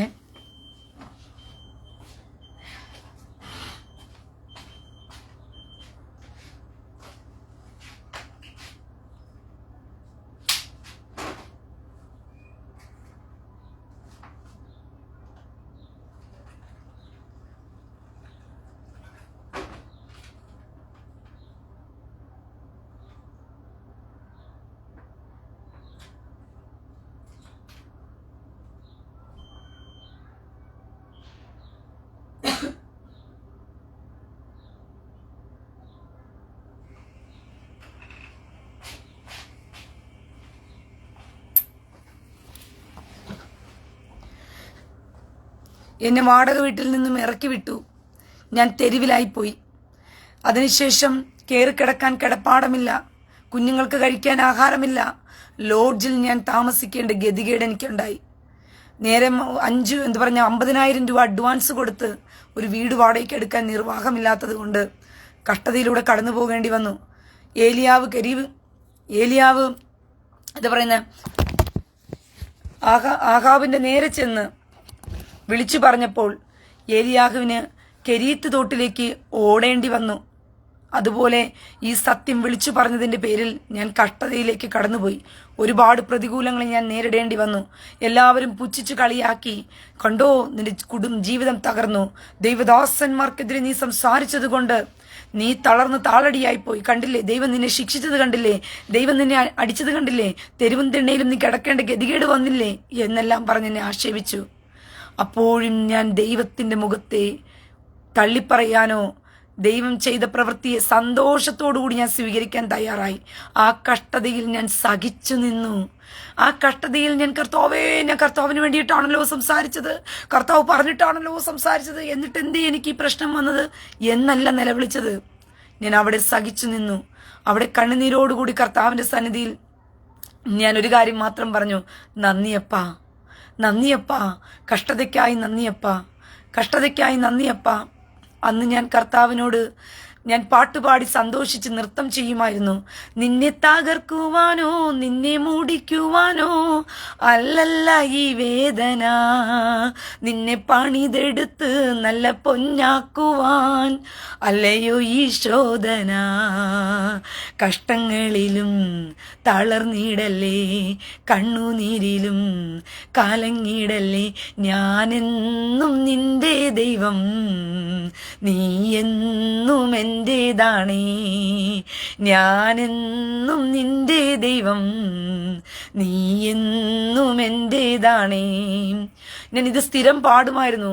നിന്നെ തകർക്കുവാനോ നിന്നെ മൂടിക്കുവാനോ അല്ലല്ല ഈ വേദന, നിന്നെ പണിതെടുത്ത് നല്ല പൊന്നാക്കുവാൻ അല്ലയോ ഈ ശോധന. അപ്പോൾ കഷ്ടങ്ങൾ വരുന്നത്, പ്രതികൂലങ്ങൾ വരുന്നത് നിന്നെ തകർത്ത് കളയുവാനോ നിന്നെ മുടിച്ചു കളയുവാനോ അല്ല, നിന്നെ പണിതെടുത്ത് പൊന്നാക്കി മാറ്റാൻ വേണ്ടിയിട്ടാ. എന്റെ പ്രിയ സഹോദരങ്ങളെ, അന്ന് എനിക്ക് കഷ്ടങ്ങളുണ്ടായി. ഞാൻ കർത്താവിന്റെ ഭാഗത്ത് നിന്നുകൊണ്ട് ഈ സാത്താൻ കുഞ്ഞുങ്ങൾക്കെതിരെ സംസാരിച്ചപ്പോൾ ഞാൻ അനുഭവിച്ച കഷ്ടം എനിക്ക് തെരുവും തിണ്ണയുമായിരുന്നു. ആഹാബിനെതിരെ പോയി നിന്ന് ഏലിയാവ് സംസാരിച്ചപ്പോൾ ആഹാബിന്റെ കഴുത്തിറക്കാൻ തക്കവണ്ണമുള്ള തീരുമാനമായിരുന്നു ഉണ്ടായിരുന്നത്. ഏലിയാവിന്റെ കഴുത്തറുത്തു മാറ്റാനുള്ള തീരുമാനമുണ്ടായപ്പോഴാണ് കർത്താവ് പറഞ്ഞ ഓടടാ കെരീത്ത് തേട്ടിലേക്ക്. അവസാനം അവിടുന്ന് സാരാഫാത്തിലെ വിധവയെ വെച്ച് ദൈവം പോറ്റിച്ച ദൈവമാ. ഇതുപോലെയായിരുന്നു കഷ്ടതയിലൂടെ ഞാൻ കടന്നുപോയപ്പോൾ എന്നെ നടത്തിയ ദൈവത്തിന്റെ ആ യഥാർത്ഥ സ്നേഹത്തിന്റെ ആഴങ്ങളെ തിരിച്ചറിയാൻ പറ്റി. അതുകൊണ്ടാണ് ഞാൻ ധൈര്യമായി നിങ്ങളോട് പറയുന്നത്, പ്രിയ സഹോദരങ്ങളെ. വെളിപ്പാട് പുസ്തകം 3-ാം അധ്യായം 10-ാം വാക്യത്തിൽ പറയുന്നത് പോലെ, സഹിഷ്ണുതയോടുകൂടിയുള്ള എന്റെ വചനത്തെ നീ കാത്തുകൊണ്ടാൽ ഞാനും നിന്നെ കാക്കുമെന്ന് പറഞ്ഞുകൊണ്ട് സഹിഷ്ണുതയോടുകൂടി കാത്തുകൊണ്ടു. 1 ദിവസമല്ല, 2 ദിവസമല്ല, 3 ദിവസമല്ല, 4 ദിവസമല്ല, ഈ പ്രശ്നങ്ങളും പ്രതികൂലങ്ങളെയും ഞാൻ അതിജീവിച്ചത് 2.5 വർഷക്കാലമാണ്. നിങ്ങളൊന്ന് ചിന്തിച്ചു നോക്കിയേ. 2.5 വർഷക്കാലമാണ് ഞാൻ ഈ പ്രശ്നങ്ങളെയും പ്രതിസന്ധികളെയും അഭിമുഖീകരിച്ചത്. വീടും കുടിയുമില്ലാതെ 53 ദിവസം ഞാൻ ലോഡ്ജിൽ മാത്രം പാർക്കേണ്ടി വന്നു. 23 ദിവസം ഒരു കൂട്ടുകാരിയുടെ വീട്ടിൽ പോയി കിടക്കേണ്ടി വന്നു. അവിടെയും എനിക്ക് സമാധാനവും സ്വസ്ഥതയും ഇല്ലായിരുന്നു. ദിനം പ്രതി അടിയ, ദിനം പ്രതി അപവാദവുക, ദിനം പ്രതി അടിയ, ശാരീരിക പീഡനവും മാനസിക പീഡനവും മറുഭാഗത്ത്, വീടും കുടിയുമില്ലാതെ പരഗതിയായി ജീവിക്കേണ്ടവളുടെ ഗതികേട് വേറൊരു ഭാഗത്ത്, കുഞ്ഞുങ്ങൾക്ക് നേരാവണ്ണം ആഹാരം മേടിച്ചു കൊടുക്കാൻ കഴിയാത്ത ഒരു അമ്മയുടെ വേദന വേറൊരു ഭാഗത്ത്, എല്ലാവിധത്തിലും എന്നെ വരിഞ്ഞു മുറുക്കി കഷ്ടത. എൻ്റെ സ്ഥാനത്ത് വേറൊരു സ്ത്രീയായിരുന്നുവെങ്കിൽ എപ്പോഴേ വിളിച്ചു പറയുമായിരുന്നറിയാമോ, ഒരു ദൈവം എന്ന് പറയുന്നതൊന്നില്ല, ദൈവമെന്ന് പറയുന്നതൊന്നില്ല. ദൈവമെന്ന് പറയുന്നത് ഉണ്ടായിരുന്നെങ്കിൽ എന്തിനു ദൈവത്തിന് വേണ്ടി നിന്ന് എനിക്ക് ഈ കഷ്ടത വന്നു എന്ന് ചിന്തിച്ചേനെ. ദൈവത്തിന് വേണ്ടി നിൽക്കുമ്പോഴാണ് സഹോദര സഹോദരി നിനക്ക് കഷ്ടത വരുന്നത്. ഇനിയെങ്കിലും മനസ്സിലാക്ക്, നിങ്ങളെ വ്യാജന്മാർ വ്യാജം പഠിപ്പിക്കുകയാണ്. നിങ്ങൾ ദൈവത്തിന് വേണ്ടി നിന്നു കഴിഞ്ഞാൽ, ദൈവത്തിന്റെ മകനോ രക്ഷിക്കപ്പെട്ടാൽ, സ്നാനപ്പെട്ടാൽ നിനക്ക് വീട് കിട്ടും, കാറ് കിട്ടും, അത് കിട്ടും, ആന കിട്ടും, ചപ്പ് കിട്ടും, ചവർ കിട്ടും, മക്കളെ കെട്ടിക്കും, അവിടെ പോകും, നിങ്ങൾ വിദേശത്ത് പോയി പഠിക്കും, നിങ്ങൾക്ക് ബാങ്ക് ബാലൻസ് വരും, നിങ്ങൾക്ക് ജെറ്റ് വിമാനങ്ങളിൽ കയറി പറക്കാൻ പറ്റും, നിങ്ങൾ കൂടിയ വസ്ത്രങ്ങൾ ധരിക്കും എന്ന് പറയുന്നത് മുഴുവനും സാത്താന്റെ കൂട്ടങ്ങളാണ്. ദൈവത്തിന്റെ പൈതലിന് എന്നും കഷ്ടതയിലൂടെയും പ്രയാസത്തിലൂടെയുമാണ് കടന്നു പോകേണ്ടിയിരിക്കുന്നത്. മനസ്സിലായോ? കർത്താവ് എപ്പോഴും പറഞ്ഞ കാര്യത്തെ മുറുകെ പിടിച്ചുകൊള്ളുവിൻ. ഞാൻ കൈവിട്ടില്ല പ്രിയ സഹോദരങ്ങളെ, ഞാൻ കൈവിട്ടില്ല. ഞാൻ അപ്പോഴും എൻ്റെ അപ്പന് നന്ദി പറഞ്ഞ്, ഒന്നുമില്ലായ്മയിലും എല്ലാം ഉള്ളവളെ പോൽ എന്നെ നടത്തുന്നവൻ, എന്നുമെന്നും കൂടെയുള്ളവൻ. ഇങ്ങനെ ഞാൻ പാടാൻ തുടങ്ങി. ആ ഇല്ലായ്മയിൽ പോലും, വീട്ടിൽ കഞ്ഞി പോലും കാണത്തില്ല, ആ സമയത്തും ഞാൻ നൃത്തം ചെയ്തു. നന്ദിയപ്പാ, നന്ദിയപ്പാ, നന്ദിയപ്പാ എന്ന് പറയാൻ തുടങ്ങി ഞാൻ. എന്തുകൊണ്ടാണെന്നറിയാമോ പ്രിയ സഹോദരങ്ങളെ? കഷ്ടതയെ അതിജീവിക്കുവാൻ കർത്താവ് പ്രാക്ടീസ് തന്നു. ഇനി എന്തിനേയും ഞാൻ കടന്നു പോകും. അതുകൊണ്ട് കർത്താവിന്റെ വചനത്തിൽ പൗലോസ് അപ്പോസ്തലൻ പറയുന്നു, ഞാൻ സമൃദ്ധിയിലിരിക്കുവാനും ഇല്ലായ്മയിലിരിക്കുവാനും ഞാൻ പഠിച്ചു എന്ന പൗലോസ് അപ്പോസ്തലൻ പറയുന്നത്. അപ്പോസ്തല പ്രവൃത്തി 14:22, അതേ റിജിത്ത് മോനെ, വിശ്വാസത്തിൽ നിൽക്കണമെന്ന് നാം അനേകം കഷ്ടങ്ങളിലൂടെ ദൈവരാജ്യത്തിൽ കടക്കേണ്ടതെന്നും പ്രബോധിപ്പിച്ച് ശിഷ്യന്മാരുടെ മനസ്സുറപ്പിച്ചു പോന്നു. ശിഷ്യന്മാർ പഠിപ്പിച്ചു കൊടുത്തത് ഇങ്ങനെയാ, നമ്മൾ അനേകം കഷ്ടങ്ങളിലൂടെ ദൈവരാജ്യത്തിൽ കടക്കേണ്ടവരാണെന്ന് പറഞ്ഞുകൊണ്ട്. പക്ഷേ ഈ സാത്താൻ കുഞ്ഞുങ്ങളായ പാസ്റ്റർമാരും പുരോഹിതന്മാരും തലതിരിച്ച് ഇലുമിനാറ്റികളുടെ പഠിപ്പിച്ചു. ഇലുമിനാറ്റികളാണ് പ്രോസ്പെരിറ്റി പഠിപ്പിക്കുന്നത്. ഇലുമിനാറ്റികളാണ് പറയുന്നത്, നീ എന്നെ വീണ് നമസ്കരിച്ചാൽ ഇത് മുഴുവനും ഞാൻ തരാമെന്ന്. സാത്താന്റെ വാഗ്ദാനമാണ്, ദൈവത്തിന്റെ വാഗ്ദാനം അതല്ല. ദൈവത്തെ വീണ് നമസ്കരിക്കുന്നവന് ഈ ലോകത്തിലുള്ളത് കൊടുക്കാനല്ല ദൈവം ആഗ്രഹിക്കുന്നത്. ഈ ലോകത്തിലുള്ളത് നിനക്ക് വേണമെങ്കിൽ നിന്റെ അധ്വാനം കൊണ്ടാണ് നീ നേടിയെടുക്കേണ്ടത്. നിന്റെ അധ്വാനം കൊണ്ടാണ് ഈ ലോകത്തിലുള്ളത് നീ നേടിയെടുക്കേണ്ടത്. നിന്റെ കഠിനാധ്വാനം, നിന്റെ വിയർപ്പൊഴുക്കി നീ അധ്വാനിക്കുമ്പോൾ നിനക്ക് എന്ത് കിട്ടുന്നോ അതാണ് നിന്റെ നന്മ, അതാണ് നിന്റെ ശേഷിപ്പ്. ഈ ലോകത്തിലുള്ളതിനു വേണ്ടി ദൃഷ്ടി വെക്കുന്നവരാണ് ഇലുമിനാറ്റികളും കൂട്ടരും. പിശാച് പറഞ്ഞ ഡയലോഗ് എടുത്തുകൊണ്ടുവന്ന് ദൈവമക്കൾക്ക് ഇത് ദൈവം പറഞ്ഞതാണെന്ന് പറഞ്ഞുകൊണ്ട് പിശാച് ചതിക്കുകയാണ് ജനത്തെ. പിശാച് പറഞ്ഞ ഡയലോഗാണ്, പിശാച് ദൈവത്തെ പരീക്ഷിക്കാൻ കൊണ്ടുപോയ ഡയലോഗാണ്. പിശാചാണ് പറഞ്ഞത്, നീ എന്നെ വീണ് നമസ്കരിച്ചാൽ ഈ ലോകത്തിലുള്ളത് മുഴുവനും ഞാൻ നിനക്ക് തരാമെന്ന് പറഞ്ഞുകൊണ്ട്. പക്ഷെ സാത്താൻ കൂട്ടങ്ങളായ പാച്ചർമാരും പുരോഹിതന്മാരും ഉപദേശിമാരും കൂടിച്ചേർന്നുകൊണ്ട് ഈ ലോകത്തിൽ പിശാച് എന്ത് പറഞ്ഞു ആ കാര്യം ദൈവം പറഞ്ഞതാണെന്ന് പറഞ്ഞുകൊണ്ട് ജനത്തെ കബളിപ്പിച്ചിട്ട് പറഞ്ഞു, നീ എന്നെ വീണ് നമസ്കരിക്കേ, നിങ്ങൾ എന്നോട് പ്രാർത്ഥിക്കാൻ വന്നാൽ മതി, ഹല്ലേലൂയ എന്ന് പറഞ്ഞ് നിങ്ങൾ ബഹളം വെച്ചാൽ മതി, ശംഭാവാടാന്ന് പറഞ്ഞ് കൂട്ടി ബഹളം വെച്ചാൽ മതി, എൻ്റെ അടുത്ത് വന്ന് നിങ്ങൾ ഞായറാഴ്ചകളിൽ പ്രാർത്ഥിക്കാൻ വന്നാൽ മതി, ഇവിടെ വന്ന് ഹല്ലേലൂയ സ്തോത്രം പറഞ്ഞാൽ മതി, അത്ഭുത ലോകശാന്തി, വിടുതൽ, കടഭാരത്തിൽ നിന്നും അതിൽ നിന്നും ഇടിതിൽ നിന്നും മോചനം എന്ന് പറഞ്ഞ് നിങ്ങളെ വ്യാജന്മാരെ പോലെ വിളിച്ചു കൂവുകയാണ്. എൻ്റെ പ്രിയ സഹോദരങ്ങളെ, കർത്താവ് പറഞ്ഞത്, അപ്പോസ്തലന്മാർ പോലും പഠിപ്പിച്ചത്, നിങ്ങൾ അനേകം കഷ്ടങ്ങളിലൂടെ ദൈവരാജ്യത്തിൽ കടക്കേണ്ടവരാണ്. യാക്കോബ് അപ്പോസ്തലൻ പറയുന്നൊരു കാര്യം ഇപ്രകാരമാണ്, പരീക്ഷ സഹിക്കുന്ന മനുഷ്യൻ ഭാഗ്യവാൻ, അവൻ കൊള്ളാകുന്നവനായി തെളിഞ്ഞ ശേഷം കർത്താവ് തന്നെ സ്നേഹിക്കുന്നവർക്ക് വാഗ്ദത്തം ചെയ്ത് ജീവകിരീടം പ്രാപിക്കും. കർത്താവ് തന്നെ സ്നേഹിക്കുന്നവർക്ക് വാഗ്ദത്തം ചെയ്ത ജീവകിരീടം കൊടുക്കുന്നത് പരീക്ഷ സഹിക്കുന്ന മനുഷ്യൻ ഭാഗ്യവാനെന്ന് പറഞ്ഞുകൊണ്ടാ. അതുകൊണ്ടാ പ്രിയ സഹോദരങ്ങളെ, ആ വാഗ്ദത്തം ചെയ്ത ജീവകിരീടത്തിന് വേണ്ടി ഓടുക. ഈ ഭൂമിയിലുള്ളതിന് വേണ്ടി ഓടാതെ അത് നീ തന്നെ അധ്വാനിക്ക്. നിനക്ക് കിട്ടുന്നതിൽ തൃപ്തിപ്പെട്. 1000 കിട്ടിയാലും 1000-ൽ തൃപ്തിപ്പെട്. 5000 കിട്ടിയാലും 5000-ൽ തൃപ്തിപ്പെടാൻ പഠിക്ക്. അയ്യോ എനിക്കിനിയും പണം, എനിക്കിനിയും പണം, എനിക്കിനിയും അധ്വാനിക്കണം, എനിക്കിനിയും ഓടണം എന്ന് പറഞ്ഞ് ഓടിയാൽ നീ എത്ര കാലം ഓടും? മരണം നിന്റെ പുറകെ വന്നു കഴിഞ്ഞു. ഇലുമിനാറ്റുകൾ ലോകത്തെ പിടിച്ചടക്കാൻ പോകുന്നു. എതിർ ക്രിസ്തുവിന്റെ ഭരണം ആരംഭിക്കാൻ പോകുന്നു. ഇസ്ലാമിക ഖിലാഫറ്റ് ലോകത്തേക്ക് വരാൻ പോകുന്നു. ഇതിൽ കൂടുതൽ നീ എന്ത് പണത്തിന് വേണ്ടി എന്ത് ഓട്ടമാ ഓടാൻ പോകുന്നത്? നിനക്കിതൊക്കെ കിട്ടിയിട്ട് എന്ത് പ്രയോജനമിരിക്കുന്നു?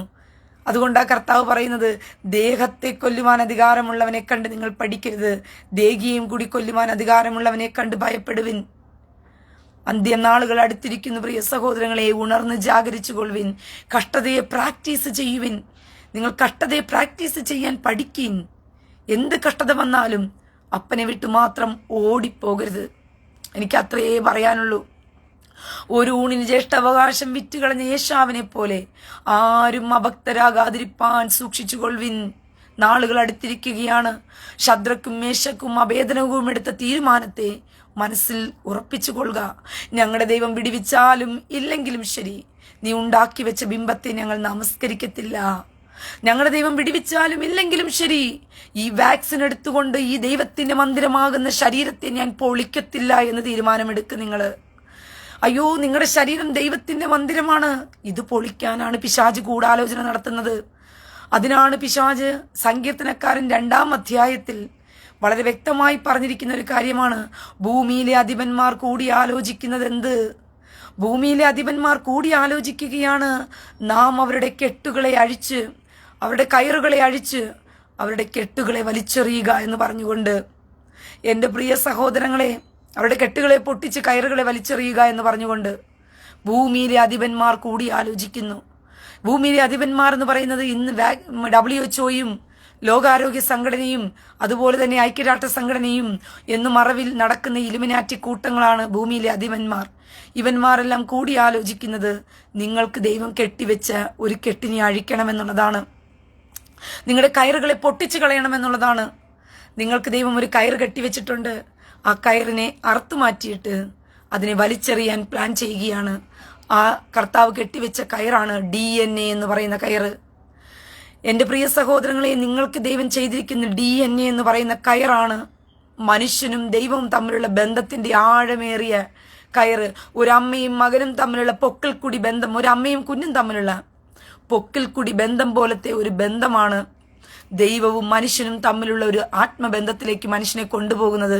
ദൈവം അവനിലേക്ക് ജീവശ്വാസം ഊതിയപ്പോൾ, അവൻ ജീവനുള്ള ദേഹിയായി തീർന്നപ്പോൾ, തൻ്റെ വചനം മുഴുവനെയും ഒരു മനുഷ്യന്റെ സത്വത്തിലേക്ക് അവനെ മാറ്റുവാൻ വേണ്ടിയിട്ട് അവന് DNA കോർത്തിണക്കി കെട്ടിവെച്ച ഒരു കെട്ടാണ് പ്രിയ സഹോദരങ്ങളെ. ഇതാണ് നോഹയുടെ കാലത്തിൽ അഴിക്കപ്പെട്ടത്. അതുകൊണ്ടാണ് കർത്താവ് പറഞ്ഞ ആ കാലഘട്ടം നോഹയുടെ കാലഘട്ടം പോലെ ഇരിക്കുമെന്ന് കർത്താവ് പറഞ്ഞത്. നോഹയുടെ കാലഘട്ടത്തിൽ പിശാച് അഴിച്ചു മാറ്റിയ ഒരു കെട്ടാണ് ദൈവത്തിന്റെ പുത്രന്മാർ.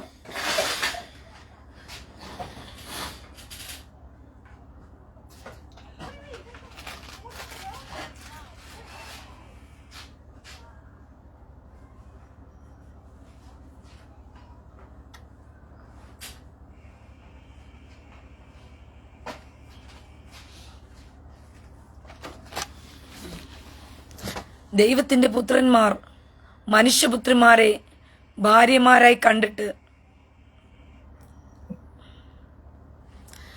ദൈവത്തിന്റെ പുത്രന്മാർ മനുഷ്യപുത്രിമാരെ സുന്ദരിമാരായി കണ്ടിട്ട് അവരെ വിവാഹം ചെയ്തപ്പോൾ സംഭവിച്ചത് അവരുടെ DNA മാറി. അങ്ങനെ DNA മാറിയപ്പോൾ എന്ത് സംഭവിച്ചു? മല്ലന്മാരും വില്ലന്മാരുമായിട്ടുള്ള നിമ്രോദിനെ പോലുള്ള തലമുറകളുണ്ടായി. ഈ നിമ്രോദിനെ പോലുള്ള തലമുറകളെല്ലാം കൂടി ചേർന്ന് ബാബേൽ ഗോപുരം പണിതു. ഞങ്ങൾ ദൈവത്തോളം എത്തുമെന്ന് പറഞ്ഞുകൊണ്ട് പിശാച് തനിക്ക് തന്നെ ഒരു തലമുറയെ ഉണ്ടാക്കാൻ ശ്രമിച്ചു. ആ തലമുറയാണ് പിന്നീട് പ്രിയ സഹോദരങ്ങളെ ദൈവം ജലപ്രളയത്തിലൂടെ കൊന്നുകളഞ്ഞത്. വീണ്ടും അതായത് മനുഷ്യനായിട്ടുള്ളവനെ മാത്രം ദൈവം സെലക്ട് ചെയ്തു. അത് സെലക്ട് ചെയ്ത് വെറും 8 പേരാ. അതുകൊണ്ടാണ് ദൈവവചനം പറയുന്നത്, നരകത്തിലേക്കുള്ള വഴി വീതിയുള്ളതും വിശാലതയേറിയതും അതിലേക്ക് കടക്കുന്നവർ അനേകരാകുന്നു. സ്വർഗത്തിലേക്കുള്ള വഴി ഇടുക്കവും ഞെരുക്കവുമുള്ളത്, അതിലേക്ക് കടക്കുന്നത് ചുരുക്കം ചിലര്. അന്ന് പെട്ടകത്തിൽ കയറാൻ പോലും 8 പേരേ ഉള്ളൂ. എന്നെ കേൾക്കുന്ന സഹോദരങ്ങളെ, എത്ര പേര് നിങ്ങൾ ഇതിനു വേണ്ടി നിൽക്കും? എത്ര പേര് ആ പെട്ടകത്തിന്റെ വാതിലടയ്ക്കുന്നതിന് മുമ്പേ അതിനകത്ത് കയറിപ്പറ്റും? എനിക്ക് നിങ്ങളോട് അതേ പറയാനുള്ളൂ. ഇത് അന്ത്യകാലഘട്ടമാണ്. നിങ്ങളുടെ പോരാട്ടവും നിങ്ങളുടെ ശക്തിയും ബലവും ആർജിച്ചെടുക്കേണ്ട സമയമാണ്. നിങ്ങൾ ഭയത്തിൽ നിന്നും നിങ്ങൾ പുറത്തു വരേണ്ട സമയമാണ്. ഭീരുക്കൾ ഭയപ്പെട്ടോടും. ഈ ഭീരുക്കളുടെ കൂട്ടത്തിൽ സ്വർഗരാജ്യത്തിൽ അന്ത്യകാലഘട്ടവുമായിട്ട് ബന്ധപ്പെട്ട് സ്വർഗരാജ്യത്തിൽ ആദ്യം കടക്കത്ത കാറ്റഗറിയിൽപ്പെട്ടതാണ് ഭീരുക്കൾ. ഭീരുക്കൾ സ്വർഗരാജ്യത്തിൽ കടക്കത്തില്ല.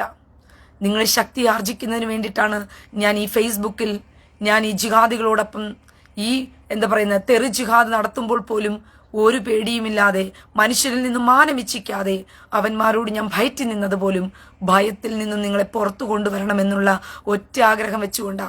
നിങ്ങളുടെ മനസ്സിനെ ബലപ്പെടുത്തിയെടുക്കാൻ വേണ്ടിയിട്ടാ.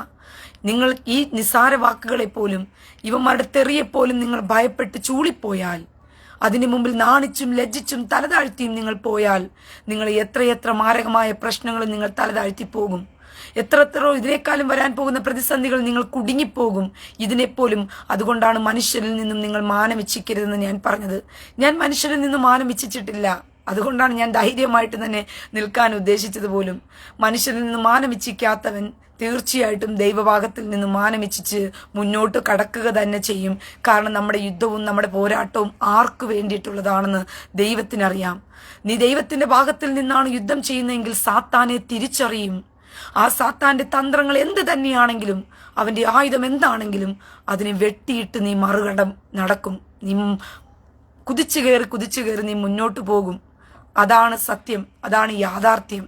എൻ്റെ പ്രിയ സഹോദരങ്ങളെ, അങ്ങനെ കർത്താവ് പറഞ്ഞതുപോലെ നോഹയുടെ കാലഘട്ടത്തിൽ DNA മാറ്റപ്പെട്ട സമൂഹത്തിൽ നിന്നും ദൈവം തിരഞ്ഞെടുത്തത്, ദൈവം കൊടുത്ത DNA ഉള്ള ആ ദൈവത്തിന്റെ മന്ദിരം പൊളിക്കാത്ത നോഹയും നോഹയുടെ മക്കളുമായ 8 പേരെയാണ്.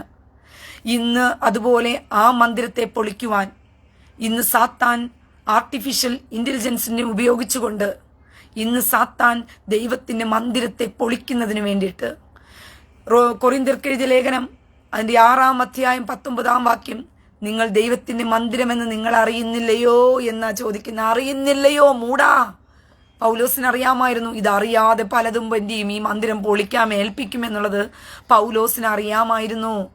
ഈ മന്ദിരം അറിയാതെ പൊളിക്കാൻ പലതും ഏൽപ്പിക്കുമെന്നുള്ളത് പൗലോസിന് വളരെ വ്യക്തമായി അറിയാമായിരുന്നു. അതുകൊണ്ടാണ് പൗലോസ് എടുത്തു ചോദിക്കുന്നത്, ദൈവമന്ദിരത്തെ പൊളിക്കാൻ ഏൽപ്പിച്ചു കൊടുത്തവനെ ദൈവവും പൊളിക്കുമെന്ന് പറഞ്ഞത്.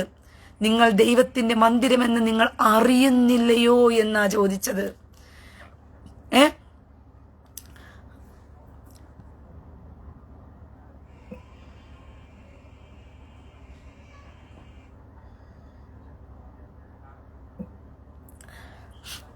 മനസ്സിലായോ? അപ്പോൾ ദൈവം ചോദിച്ചത്, പൗലോസ് ചോദിക്കുന്നത്, നിങ്ങൾ ദൈവത്തിന്റെ മന്ദിരമെന്ന് നിങ്ങൾ അറിയുന്നില്ലയോ? അപ്പോൾ അറിയുന്നില്ലയോ എന്ന് ചോദിച്ചു കഴിഞ്ഞാൽ പലരും അറിയത്തില്ല. പലരും അറിയാതെ ഇത് പൊളിക്കാൻ ഏൽപ്പിച്ചു കൊടുക്കും.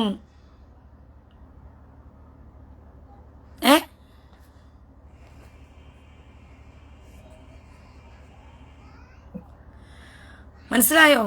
അത് വളരെ വ്യക്തമായിട്ട് പൗലോസ് അപ്പോസ്തലൻ തിരിച്ചറിഞ്ഞിട്ടാണ് ഈ ചോദ്യം ചോദിച്ചത്. ആ ചോദ്യത്തിന് മുമ്പിൽ യാതൊരു തരത്തിലും കൂസലില്ലാതെ, ഇത് ദൈവത്തിന്റെ മന്ദിരമെന്ന് പോലും അറിയാതെ പാച്ചർമാർ ചതിച്ചു കളഞ്ഞു വിശ്വാസികളെ. പാച്ചർമാർ പറഞ്ഞു, അതൊന്നും കുഴപ്പമൊന്നുമില്ല, ഇതൊക്കെ സ്വാഭാവികമാണ്, ഇതൊക്കെ അങ്ങ് എടുക്കാം, ഒരു കുഴപ്പവുമില്ല എന്നങ്ങ് പറഞ്ഞു കളഞ്ഞു. പിശാച് DNA ചേഞ്ച് ചെയ്യാൻ വേണ്ടിയിട്ട്, ദൈവത്തിന്റെ മന്ദിരത്തെ പൊളിക്കാൻ വേണ്ടിയിട്ട്, അവൻ ദൈവം കെട്ടിവെച്ച കെട്ടിനെ അറുത്ത് കളയാൻ വേണ്ടിയിട്ട് സാത്താൻ കൊണ്ടുവന്ന കുടുക്കിനകത്ത് വീണുപോയി. പിശാചിന്റെ അടിമത്തത്തിലേക്ക് അവന്റെ മുദ്രയേറ്റവരെ, അവന്റെ അടയാളം സ്വീകരിച്ചവരെ, അയ്യോ കഷ്ടം, അയ്യോ കഷ്ടം. ഇനി ഒരു കാര്യം കൂടി ഞാൻ പറയാം. ഈ വാക്സിൻ എടുക്കാതെ എന്നെ കേൾക്കുന്ന ആരെങ്കിലുമൊക്കെ നിങ്ങളുണ്ടെങ്കിൽ, നിങ്ങൾ ശബത്ത് ഫോളോ ചെയ്യാതെയാണ് ഇരിക്കുന്നതെങ്കിൽ നിങ്ങൾക്കും അയ്യോ കഷ്ടം. നിങ്ങൾ വേഗത്തിൽ അടുത്ത ട്രാപ്പിലേക്ക് ചെന്ന് വീഴും. കാരണം ശബത്ത് ദൈവത്തിന്റെ അടയാളമാണ്. ശബത്തിനെ ഫോളോ ചെയ്യുന്ന ഓരോരുത്തനെയും ദൈവം സംരക്ഷിക്കുക തന്നെ ചെയ്യും. നിശ്ചയമായും നിങ്ങളെ സംരക്ഷിക്കും. അല്ലെങ്കിൽ നിങ്ങൾ വലിയൊരു അപകടത്തിലേക്ക് നിങ്ങൾ പോകാൻ പോകുകയാണ്. അതുകൊണ്ട് ദൈവമക്കളെ ജാഗരിച്ചു കൊള്ളുക. ഞാൻ നിങ്ങളെ ബുദ്ധി ഉപദേശിക്കുകയാണ്. ഒരു സഹോദരിയെപ്പോലെ, ഒരു അമ്മയെപ്പോലെ, ഒരു അനിയത്തിയെപ്പോലെ ഞാൻ നിങ്ങളെ ബുദ്ധി ഉപദേശിക്കുകയാണ്. ഒരു മകളെന്ന രീതിക്ക് ഉൾക്കൊള്ളാൻ മനസ്സുള്ളവർ ഇതിനെ ഉൾക്കൊള്ളുക. നാളുകൾ ഇനി ഏറെയില്ല. നിങ്ങൾ വിചാരിക്കുന്ന കാലം, ഇനി ഒരുപാട് കാലം ഈ ഭൂമിയിൽ നിങ്ങൾക്ക് സുഖിച്ചും പുളച്ചും ജോലി ചെയ്തും ഒക്കെ ജീവിക്കാനായിട്ട് എങ്ങനെ ജോലി എടുക്കും? ആർട്ടിഫിഷ്യൽ ഇന്റലിജൻസ് വന്നു കഴിഞ്ഞു. ഞാൻ പറഞ്ഞില്ലേ, യൂണിവേഴ്സൽ ബേസിക് ഇൻകം വരുമെന്ന് പറഞ്ഞുകൊണ്ട് ഓൾറെഡി സൗത്ത് ആഫ്രിക്കയിൽ നടന്നു കഴിഞ്ഞു. യൂണിവേഴ്സൽ ബേസിക് ഇൻകം കൊടുത്തു കഴിഞ്ഞു. ഇനി തൊഴിലില്ലാത്തവർക്കും തൊഴിൽരഹിതരായിരിക്കും വീട്ടിലിരുന്നു കൊണ്ട് വെർച്വൽ റിയാലിറ്റിയിൽ ഇരുന്ന് ജീവിക്കുന്നവർക്ക് എല്ലാവർക്കും തന്നെ ഇനി എന്ത് ചെയ്യാൻ പറ്റും? പൈസ കിട്ടിക്കൊണ്ടിരിക്കും ഗവൺമെന്റിൽ നിന്ന്. ആ നാളുകൾ അത് വന്നു കഴിഞ്ഞു. ഞാൻ നിങ്ങളോട് ഓൾറെഡി പറഞ്ഞ കാര്യമാണ്, അത് വരുമെന്ന് പറഞ്ഞുകൊണ്ട്. അതുപോലെ തന്നെ ഡിജിറ്റൽ കറൻസി, ഏകദേശപ്പെട്ട രാജ്യങ്ങളും ഡിജിറ്റൽ കറൻസി വന്നു കഴിഞ്ഞു. ഇനി അത് മാൻഡറ്ററി ആയി മാറുന്ന ദിവസങ്ങൾ വരും. അതേ ഉള്ളൂ. ഞാൻ പറഞ്ഞത് മിക്കതും സംഭവിച്ചു കൊണ്ടിരിക്കുകയാണ്.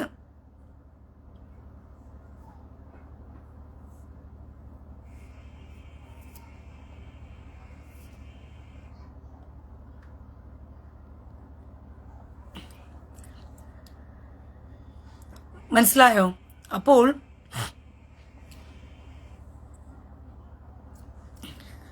അപ്പോൾ ഒരു കാര്യം, ജോൺ സി തോമസ്, പ്രിയ സഹോദരി, നിങ്ങൾ എന്തെങ്കിലും കേരളത്തിൽ ലാൻഡ് ചെയ്താൽ അവിടെ നിങ്ങൾ തീരും. അവർ കൊല്ലും, സൂക്ഷിക്കണേ. എന്നിട്ട് കൊന്നവർ 6 മാസം കഴിഞ്ഞ് ജയിലിൽ നിന്ന് ഇറങ്ങും. എന്നെ ഒന്നും ചെയ്യത്തില്ല. ഞാൻ വന്നുപോയത് ആരും അറിഞ്ഞില്ലല്ലോ. നീറ്റ് സിസ്റ്റർ, അതെ, ഞാൻ വന്നുപോയത് ആരും അറിഞ്ഞില്ല. ഞാൻ കേരളത്തിൽ വരികയും ചെയ്തു. ഞാൻ ചില കാര്യങ്ങൾ, കേരളത്തിൽ ചെയ്യേണ്ട കാര്യങ്ങൾ ചെയ്തിട്ട് ഞാൻ തിരിച്ച് ഇസ്രായേലിലേക്ക് മടങ്ങി വരികയും ചെയ്തു. അതാരും അറിഞ്ഞില്ല എന്നുള്ളതാണ് അതിൻ്റെ ഒരു യാഥാർത്ഥ്യം. അതറിയില്ല, അങ്ങനെയാണ്. അതുകൊണ്ട് ഞാൻ വന്നാൽ ഒന്നും സംഭവിക്കാൻ പോകുന്നില്ല. എന്നെ ഒരു ചുക്കും ചെയ്യില്ല. എന്നെ ചെയ്യണമെങ്കിൽ അതെന്റെ ദൈവം ഏൽപ്പിച്ചു കൊടുത്തിട്ടല്ലാതെ അത് നടക്കത്തുമില്ല. അപ്പോൾ ദൈവം ഏൽപ്പിച്ചു കൊടുക്കുന്ന ഒരു കാര്യത്തിൽ ഞാൻ പേടിക്കേണ്ട ആവശ്യവും വരുന്നില്ല.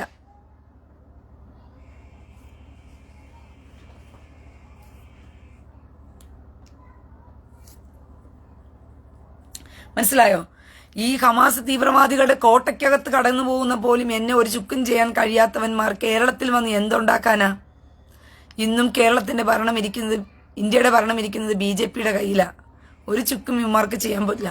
പണ്ട് ജോസഫ് മാഷിന്റെ കൈ വെട്ടിയ പോലെയുള്ള കാലഘട്ടമല്ല ഈ കാലഘട്ടം. അതുകൊണ്ട് ഞാൻ വളരെ ബുദ്ധിയോടും ബോധത്തോടും കൂടിയൊക്കെ ഇതിനെ കൈകാര്യം ചെയ്യാനുള്ള ദൈവകൃപയൊക്കെ ദൈവം എനിക്ക് തന്നിട്ടുണ്ട്. ഞാൻ അതിനെ അങ്ങനെ കൈകാര്യം ചെയ്തോളും. അതിനോർത്ത് ടെൻഷൻ അടിക്കേണ്ട നിങ്ങൾ. ഓക്കെ? അതുകൊണ്ട് നിങ്ങൾ ഈ അന്ത്യകാലഘട്ടത്തിലേക്ക് ഒരുങ്ങേണ്ട സമയമാണ്. ജാഗരിച്ചു കൊള്ളുക. വളരെയധികം എന്താ പറയുന്ന ഭയാനകത നിറഞ്ഞ നാളുകളിലേക്ക് ലോകം പോകുമ്പോഴും പേടിയില്ലാതെ നിങ്ങൾ പത്രോസിനെ പോലെ ആയിരിക്കണം.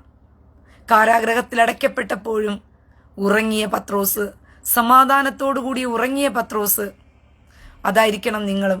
ഭയം നിങ്ങളിൽ നിന്ന് പുറത്തേക്ക് പോകണം. ഈ ശരീരത്തെ കൊല്ലുവാൻ ഭയപ്പെടുന്നവനെ, നിങ്ങൾ കൊല്ലുവാൻ അധികാരമുള്ളവനെ കണ്ട് ഭയപ്പെടരുത്. ഈ കേവലം ശരീരത്തെ കൊല്ലുവാൻ അധികാരമുള്ളവനെ നിങ്ങൾ ഭയപ്പെടരുത്. നിങ്ങളുടെ ശരീരത്തെയും നിങ്ങളുടെ ആത്മാവിനെയും കൂടി ചേർത്ത് കൊല്ലുവാൻ അധികാരമുള്ളവനെ ഭയപ്പെട്ടുകൊള്ളുവിനെന്ന് കർത്താവ് പറഞ്ഞു. മരണത്തെ പേടിയില്ലാതെ ജീവിക്കാൻ നിങ്ങൾക്ക് കഴിയട്ടെ. ജീവിക്കുന്നത് ക്രിസ്തുവും മരിക്കുന്നത് ലാഭവും. എൻ്റെ പ്രിയ സഹോദരങ്ങളെ, ഞാൻ ഇത്രയെല്ലാം പറഞ്ഞതും എനിക്ക് വളരെ സന്തോഷമുള്ളൊരു ദിവസമാണ്.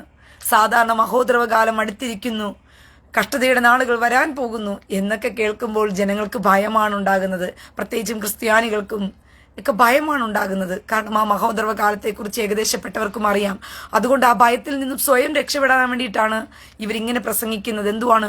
അതിനു മുമ്പേ സഭയെടുത്തോണ്ട് പോകും, അതിനു മുമ്പേ കർത്താവ് തന്നെ സഭയെടുത്തോണ്ട് പോകും. എന്തുകൊണ്ടാ? മഹോദരവകാലത്തിന്റെ ആ ഭയാനകതയെ അവർ ഭയപ്പെടുന്നു. അതുകൊണ്ടാണ് ആ ഭീരുക്കളെല്ലാം കൂടി ചേർന്നാണ് പറയുന്നത് കർത്താവ് സഭയെ നേരത്തെ എടുത്തുകൊണ്ട് പോകുന്നു. ഈ ഭീരുക്കൾ സ്വർഗരാജ്യത്തിൽ എങ്ങനെ കടക്കും? കടക്കത്തില്ല. പക്ഷെ ഞാൻ ഇന്ന് ഭയങ്കര സന്തോഷവതിയാണ്. ഞാൻ ഭയങ്കര സന്തോഷവതിയാണ്. എന്തുകൊണ്ടാന്ന് ചോദിച്ചു കഴിഞ്ഞാൽ എന്താണെന്ന് കാര്യം, മഹോദരവ കാലഘട്ടത്തിൽ കൂടെ നമ്മൾ കടക്കാൻ പോകുകയാ. I am excited. മെൽവിൻ ബ്രദറെ, തീർച്ചയായിട്ടും ഐ എം എക്സൈറ്റഡ്. കാരണം ഞാൻ കർത്താവിൻ്റെ വരവുമായി ബന്ധപ്പെട്ട ആ മഹോദരവ കാലഘട്ടത്തിലൂടെ, ആ കഷ്ടതയിലൂടെ അപ്പൻ്റെ കൈ പിടിച്ച് നടക്കാൻ പോകുകയാണ്. ഇതിൽ കൂടുതൽ എന്ത് വേണം പ്രിയ സഹോദരങ്ങളെ? ഞാൻ നിങ്ങളോടൊരു കാര്യം പറഞ്ഞല്ലോ, ഒരു ദിവസം നിങ്ങൾ പട്ടിണി കിടന്നിരിക്കും. ഞാൻ പറഞ്ഞല്ലോ, ഞാൻ ലോഡ്ജിൽ താമസിച്ചത് ഒരു ദിവസമല്ല, 2 ദിവസമല്ല, 3 ദിവസമല്ല, 4 ദിവസമല്ല, 5 ദിവസമല്ല. പരീക്ഷയ്ക്കായി കടന്നുപോയത് മാസങ്ങളായിരുന്നു, ദിവസങ്ങളായിരുന്നു, വർഷങ്ങളായിരുന്നു. പരീക്ഷണവുമായി കടന്നുപോയത്. പതറിയില്ല. ഇതുപോലെയായിരിക്കണം നിങ്ങളും. നിങ്ങൾക്ക് പരീക്ഷണങ്ങൾ വരുന്ന സമയത്ത് ദൈവം അപ്പം തന്നെ ഇറങ്ങി വന്നങ്ങ് വിടുവിച്ചു കൊണ്ടുപോകുമെന്ന് വ്യാമോഹിക്കരുത്. അത് ഒരു ദിവസമായിരിക്കില്ല, 2 ദിവസമായിരിക്കില്ല. പട്ടിണി ചിലപ്പോൾ 1 ദിവസം, 2 ദിവസം, 3 ദിവസവും നിങ്ങൾ കാത്തിരുന്നാലും ചിലപ്പോൾ ഭക്ഷണം കിട്ടിയെന്നിരിക്കത്തില്ല. അപ്പോഴും അയ്യോ കർത്താവേ, എൻ്റെ കുഞ്ഞുങ്ങൾ പട്ടിണിയാണ് കർത്താവേ, 1 ദിവസമായി, 2 ദിവസമായി, 3 ദിവസമായി എന്ന് പറഞ്ഞ് എണ്ണിയിരിക്കുകയല്ല വേണ്ടത്. കുഞ്ഞുങ്ങളുടെ കൂടെ ഇരുന്നിട്ട് ഈ പട്ടിണിയുള്ള സമയത്തും ജീവനെ നിലനിർത്തിയ നന്ദിയപ്പാ. ഈ പട്ടിണിയുടെ സമയത്തും ജീവൻ നിലനിർത്തിയതിന് നന്ദിയപ്പാ. പട്ടിണിയിൽ മരിക്കാൻ നിങ്ങളെ അനുവദിക്കത്തില്ല പ്രിയ സഹോദരങ്ങളെ.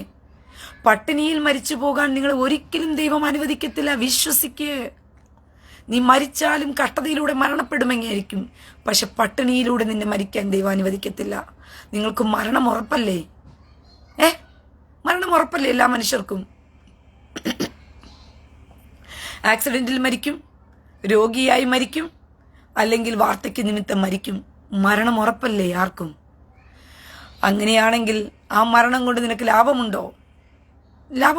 നിന്റെ കയ്യിൽ കുറെ പണം കിടപ്പുണ്ട്, നീ അത് അലമാരിക്കകത്ത് പൂട്ടി വെച്ചിട്ട് വല്ല പ്രയോജനവുമുണ്ടോ?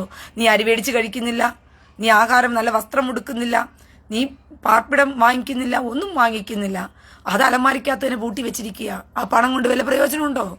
എന്നിട്ട് നീ മരിച്ചുപോയി, എന്ത് സംഭവിക്കും? ഒരു ചുക്കും സംഭവിക്കാൻ പോണില്ല. അത് വല്ലവനും എടുത്തുകൊണ്ട് പോയി ബുദ്ധിയുള്ളവൻ കൈകാര്യം ചെയ്യും. അവൻ തനിക്കിഷ്ടപ്പെട്ടത് മുഴുവനും വാങ്ങിക്കും. ഇതുപോലെയാണ് മരണം. നിനക്കും വരും, എനിക്കും വരും, എല്ലാവർക്കും വരും. ഈ ലോകത്ത് മരണം കൊണ്ടേ മനുഷ്യൻ പോകത്തുള്ളൂ. കോടി ഉണ്ടാക്കിയിട്ടവനും മരണമുണ്ട്. MBBS പഠിച്ചവനും BA പഠിച്ചവനും എഞ്ചിനീയർ പഠിച്ചവനും എല്ലാവനും മരണമുണ്ട്. സയന്റിസ്റ്റുകൾക്കും മരണമുണ്ട്. ശതകോടീശ്വരന്മാർക്കും മരണമുണ്ട്. വലിയ വലിയ മാളിക വീട് കെട്ടിയവനും മരണമുണ്ട്. ഓലക്കുടിലിൽ കിടക്കുന്നവനും മരണമുണ്ട്. മരണം ഏതു നേരവും നമ്മുടെ അടുക്കിലേക്ക് വരും. ഇപ്പോൾ യൗവനക്കാർ കൂട്ടമരണമാണ്. കാരണം ഇത് മരണത്തിന്റെ കാലഘട്ടമാണ്. അതിന് വെളിപ്പാട് പുസ്തകം വളരെ വ്യക്തമായി പറയുന്നു, അവന് മരണമെന്ന് പേർ. അപ്പൊ മരണം എന്നുള്ള പേര് ഭൂമിയിൽ 1/3 കൊല്ലുവാൻ തക്കവണ്ണം അതിന് അധികാരം ലഭിച്ചു എന്നാ പറയുന്നത്.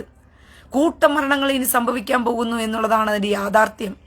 അപ്പോൾ ഈ മരണം വരുമെന്നുള്ളത് നിങ്ങൾക്കറിയാമല്ലോ.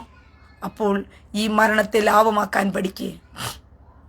മരണം വരും, ഉറപ്പ്.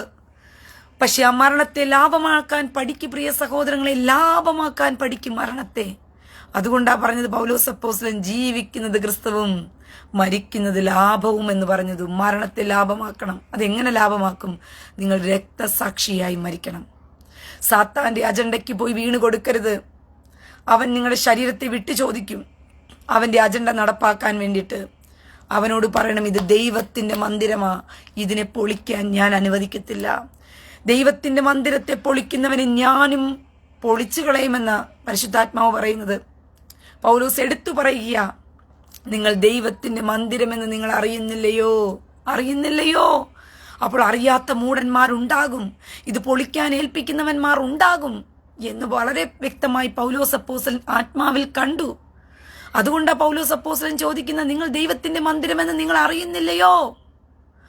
ദൈവത്തിന്റെ മന്ദിരത്തെ പൊളിക്കുന്നവനെ ഞാനും പൊളിക്കുമെന്ന് കർത്താവ് പറഞ്ഞു. അപ്പോൾ ദൈവത്തിന്റെ മന്ദിരത്തെ പൊളിക്കുന്നവൻ, ഈ പിശാചുക്കൾക്ക് നിന്നു കൊടുക്കുന്നവൻ, ദൈവത്തിന്റെ മന്ദിരത്തെ പൊളിക്കാൻ, ഈ ശരീരം എന്ന ദൈവത്തിന്റെ മന്ദിരത്തെ പൊളിക്കുവാൻ ഏൽപ്പിച്ചു കൊടുക്കുന്നവർ, ഈ വാക്സിൻ എന്ന് പറയുന്നത് നിങ്ങളുടെ മന്ദിരത്തെ പൊളിക്കുവാൻ പിശാച് കൊണ്ടുവന്ന ഏറ്റവും വലിയൊരു ആയുധമാണ്. നിങ്ങളും ദൈവവുമായിട്ടുള്ള ബന്ധത്തെ വിച്ഛേദിക്കുവാൻ വാക്സിനിലൂടെ കഴിയുമെന്ന് പറഞ്ഞുകൊണ്ട് സയന്റിസ്റ്റുകൾ 1800 തന്നെ അവർ പഠനം നടത്തി, അവർ തെളിവുകൾ സഹിതം പുറത്തു വന്നതാ. മനസ്സിലായോ? 1800 തന്നെ സയന്റിസ്റ്റുകൾക്ക് മനസ്സിലാക്കാൻ പറ്റിയ ഒരു കാര്യമാണ്, വാക്സിനിലൂടെ നമുക്ക് മൈൻഡിനെ കൺട്രോൾ ചെയ്യാൻ പറ്റും. 2005 അവർ പല വാക്സിനുകളും പരീക്ഷിച്ചറിഞ്ഞുകൊണ്ട് അവർ ഉണ്ടാക്കിയെടുത്ത വാക്സിനിലൂടെ അവർ മനസ്സിലാക്കിയ ഒരു കാര്യമാണ്, മനുഷ്യന്റെയും ദൈവത്തിന്റെയും സോൾ ബന്ധിക്കപ്പെട്ടിരിക്കുകയാണ്. അത് DNA വഴി ബന്ധിക്കപ്പെട്ടിരിക്കുന്ന ഒന്നാണ്. കാരണം DNAക്കകത്ത് ദൈവത്തിന്റെ പേരെഴുതിയിട്ടുണ്ട്. യൂത്ഖേ വൗഖേ എന്ന് പറയുന്ന ദൈവത്തിന്റെ നാമം എഴുതപ്പെട്ടതാണ് മനുഷ്യന്റെ DNA എന്ന് പറയുന്നത്. അപ്പോൾ ആ DNAയുടെ ദൈവത്തിന്റെ നാമം എഴുതിയിരിക്കുന്ന ആ DNA ബന്ധിക്കപ്പെട്ടിരിക്കുകയാണ്. അത് സാക്ഷാൽ യഹൂദന്റെ DNA ആണ് ആ നാമത്താൽ ബന്ധിക്കപ്പെട്ടിരിക്കുന്നത് എന്നുള്ളത് കൂടി മനസ്സിലാക്കിക്കൊള്ളും. അതുകൊണ്ടാണ് യഹൂദന്മാരെ ഇവർ ടാർഗറ്റ് ചെയ്ത് ഈ ഭൂമിയിൽ നിന്നും തീർത്തു കളയുവാൻ നോക്കുന്നത്. ഈ യഹൂദനെ കൂടാതെ ആർക്ക് പിന്നെ സ്വർഗരാജ്യത്തിൽ കടക്കാൻ പറ്റും? ഒരു വ്യക്തിക്ക് കൂടി കടക്കാൻ പറ്റും. ആരെന്ന് ചോദിച്ചു കഴിഞ്ഞാൽ ആ കാട്ടൊലിവായിരിക്കുന്ന നിങ്ങൾക്ക് നാട്ടൊലിവിനോടുകൂടി ചേർന്ന് കഴിഞ്ഞാൽ ആ വേരിൽ നിന്നും വെള്ളം വലിച്ചെടുക്കുന്ന ആ യഥാർത്ഥ ദൈവത്തിന്റെ DNA പങ്കിട്ട് നിൽക്കുന്ന ആ യഹൂദനോടൊപ്പം നിങ്ങളെയും കൂട്ടിക്കെട്ടിയാൽ ആ DNA നിങ്ങളിലേക്കും വന്നു ചേരും. അത് കർത്താവിന്റെ രക്തത്തിലൂടെയാണ് അത് നിങ്ങൾക്ക് കിട്ടുന്നത്. ഞാൻ രക്ത ഉടമ്പടിയെക്കുറിച്ച് പറയുമ്പോൾ നിങ്ങൾക്ക് മനസ്സിലാകും നിങ്ങൾക്ക് എങ്ങനെയാണ് ഈ കർത്താവിന്റെ രക്തത്തിൽ. അതുകൊണ്ടാണ് പിശാച് യഹൂദന്മാരെ ടാർഗറ്റ് ചെയ്തിട്ടാണ് ഈ ലോകത്തിന് മുഴുവനും ഈ വാക്സിൻ കൊടുക്കുന്നത്. കാരണം യഹൂദന്മാർ ചിതറിക്കിടക്കുകയാണ്. എവിടെയാണ് യഹൂദനെന്ന് ഇവർക്ക് കണ്ടുപിടിക്കാൻ പറ്റുന്നില്ല യഥാർത്ഥ യഹൂദന്മാരെ. കാരണം യഹൂദന്മാരുടെ ജീനെല്ലാം ലോകത്തിൽ ചിതറിപ്പെട്ട് കിടക്കുന്നു. അതുകൊണ്ടാണ് ദൈവം പോലും പറഞ്ഞത്, കാണാതെ പോയ ഞാൻ ഇസ്രായേലിൽ ചിതറിപ്പോയ ആടുകളുടെ അടുക്കിലേക്ക് ഇത്രയേ വന്നിരിക്കുന്നതെന്ന് പറഞ്ഞുകൊണ്ട്. പിശാചും അതുകൊണ്ട് തന്നെയാണ് ഈ ലോകത്തിൽ മുഴുവനും കിടക്കുന്ന യഹൂദന്റെ DNA എന്ത് ചെയ്യണം? നശിപ്പിക്കണം. ഫാർമയ്ക്ക ഉപയോഗിച്ചുകൊണ്ട്. ഫാർമക്കിയ എന്ന് പറഞ്ഞുകൊണ്ട് വളരെ വ്യക്തമായി തന്നെ വെളിപ്പാട് പുസ്തകം 18-ാം അധ്യായം 23-ാം വാക്യത്തിൽ പറഞ്ഞിരിക്കുന്ന ഒരു കാര്യമാണ്. അവർ ഫാർമക്കിയ മരുന്നിന്റെ ഉപയോഗത്താൽ സകല ജനത്തെയും സകല നേഷൻസിനെയും ഡിസീവ് ചെയ്ത് കളയുമെന്ന് പറഞ്ഞുകൊണ്ട്. മനസ്സിലായോ? അപ്പോൾ യഹൂദന്മാരുടെ DNA ആണ് ഇവന്മാർക്ക് എന്ത് ചെയ്യേണ്ടത്? പൊട്ടിച്ചു കളയേണ്ടത്. യഹൂദന്മാരുടെ DNA ടാർഗറ്റ് ചെയ്തുകൊണ്ടാണ് ഇവന്മാർ ഈ ലോകത്തിലേക്ക് ഇലുമിനാറ്റി ശക്തികൾ, സാത്താന്റെ ശക്തികൾ മുഴുവനും എന്ത് ചെയ്യുന്നത്? ഈ വാക്സിനും അതും ഇതും എല്ലാം കൊണ്ടുവന്നത്. പക്ഷേ യഹൂദനെ കണ്ടുപിടിക്കുക എന്ന് പറയുന്നത് ബുദ്ധിമുട്ടുള്ള കാര്യമാണ്. കാരണം യഹൂദൻ ചിതറിപ്പോയി. യഹൂദൻ ലോകത്തിലെമ്പാടും എവിടെയൊക്കെയോ ചിതറിക്കിടക്കുന്നു. ആ യഹൂദനെ കണ്ടുപിടിക്കുക എന്ന് പറയുന്നത് അസാധ്യ കാര്യമായതുകൊണ്ടാണ് കർത്താവിനെ കൊന്നുകളയാൻ വേണ്ടിയിട്ട്, കർത്താവ് ആരാന്നറിയാത്തത് കൊണ്ട് 2 വയസ്സിന് താഴെയുള്ള എല്ലാ കുഞ്ഞുങ്ങളെയും കൊല്ലുവാൻ ഹെരോദാവ് കൽപ്പന പുറപ്പെടുവിച്ചു. മോശയെ കൊന്നുകളയുന്നതിന് വേണ്ടിയിട്ട് മോശെ ആരെന്നറിയത്തതുകൊണ്ട് ആ 2 വയസ്സിന് താഴെയുള്ള കുഞ്ഞുങ്ങളെല്ലാം കൊന്നുകളയുവാൻ ഫറോവോൻ ഉത്തരവ് പുറപ്പെടുവിച്ചു. ഇതുപോലെ ഈ ലോകത്ത് മുഴുവനും വ്യാപിച്ചു കിടക്കുന്ന യഹൂദന്റെ ജീനിനെ കണ്ടുപിടിക്കുന്നതിന് വേണ്ടിയിട്ട്, ആ ജീനിനെ ടാർഗറ്റ് ചെയ്തുകൊണ്ട് ആ യഹൂദന്റെ DNA തകർത്ത് കളയുന്നതിന് വേണ്ടിയിട്ട് ലോകത്തിന് മുഴുവനും കൊടുക്കുകയായി വാക്സിൻ. ടാർഗറ്റ് യഹൂദന. വീണ് കൊടുക്കുന്നത് മുഴുവനും, ചത്തു തൊലയുന്നത് മുഴുവനും ഈ ലോകത്തിലുള്ളവന്മാര് മുഴുവനുമാണ്. പക്ഷെ ദൈവത്താൽ തിരഞ്ഞെടുക്കപ്പെട്ട തന്റെ ജനത്തെ ദൈവം പ്രൊട്ടക്റ്റ് ചെയ്യും. ആ ജനത്തെ നോഹയെയും കുടുംബത്തെയും രക്ഷിച്ചതുപോലെ ദൈവം എന്ത് ചെയ്യും? കൃപയുടെ വാതിൽ തുറന്ന് അകത്തേക്ക് പ്രവേശിപ്പിക്കും. അതിനാണ് ദൈവത്തിന്റെ മുദ്രയേൽക്കാൻ നിങ്ങളോട് പറഞ്ഞത്. ആ ദൈവത്തിന്റെ മുദ്രയാണ് ശബാത്ത് എന്ന് പറയുന്നത്. ജനമേ, ഉണർന്ന് ജാഗരിക്ക്. നിങ്ങളെ ദൈവം ഈ യഹൂദനല്ലാത്തവന് സ്വർഗരാജ്യമുണ്ടോ എന്ന് ചോദിച്ചു കഴിഞ്ഞാൽ ഉണ്ട്.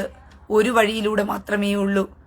ജാതികളായിരിക്കുന്ന നിങ്ങൾക്ക് അവിടേക്ക് പ്രവേശിക്കണമെങ്കിൽ, ആ DNA നിങ്ങൾക്ക് വേണമെന്നുണ്ടെങ്കിൽ നിങ്ങൾ ചെയ്യേണ്ട ഒറ്റ കാര്യം, കാട്ടൊലിവായിരിക്കുന്ന നിങ്ങളെ നാട്ടൊലിവിനോട് ദൈവം ഒട്ടിച്ചതുകൊണ്ട് ആ നാട്ടൊലിവിന്റെ സ്വഭാവം നിങ്ങൾ പുറപ്പെടുവിക്കണം.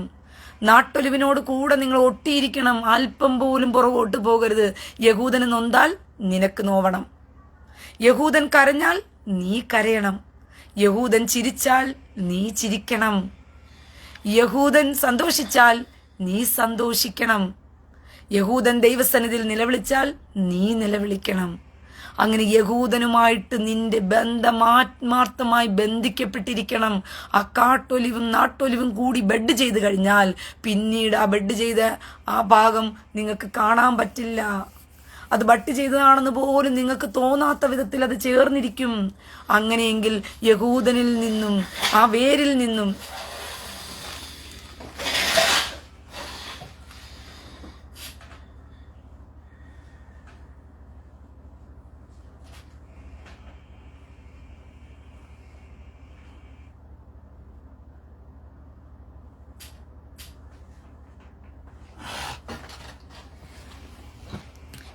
യഹോശുവ മശിയ എന്ന് പറയുന്ന നമ്മുടെ കർത്താവ് എന്ന് പറയുന്നത് വേരാണ്. വേര്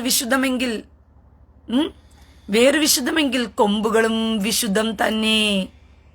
വേർ വിശുദ്ധമെങ്കിൽ കൊമ്പുകളും വിശുദ്ധം തന്നെ. അപ്പോൾ യഹൂദൻ കർത്താവിനാൽ വിശുദ്ധീകരിക്കപ്പെട്ടവനാണ്. നിങ്ങളെ വ്യാജം പഠിപ്പിച്ചു വെച്ചിരിക്കുകയായിരുന്നു നിങ്ങളുടെ പാസ്റ്റർമാരും ഉപദേശികളും പുരോഹിതന്മാരും കൂടി ചേർന്ന്. ക്രിസ്ത്യാനികൾ എന്തോ വലിയ ആനക്കാര്യമാണെന്ന്. ക്രിസ്ത്യാനികളൊന്നും ആനക്കാര്യമല്ല. കർത്താവിൻ്റെ മക്കൾ യഹൂദന്മാർ തന്നെയാണ്. ആ യഹൂദനെയാണ് കർത്താവിന് വേണ്ടത് പോലും. അവർക്ക് വേണ്ടിയിട്ടാണ് കർത്താവ് സ്വർഗരാജ്യം പണിത് വെച്ചിരിക്കുന്നത് പോലും. ആ 12 ഗോത്രങ്ങളുടെ അവകാശത്തിലേക്കാണ് ദൈവം നിങ്ങളെയും കൊണ്ടുപോകാൻ ആഗ്രഹിക്കുന്നത്.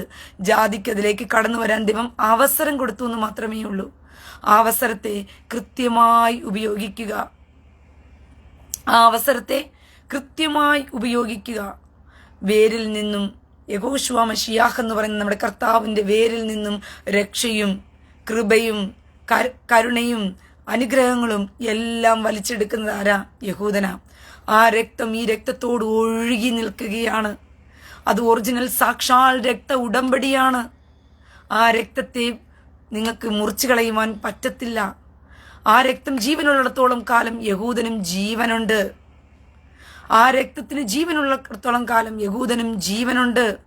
ആ രക്തത്തിന്റെ തുടിപ്പിലാണ് യഹൂദൻ ജീവിക്കുന്നത് പോലും.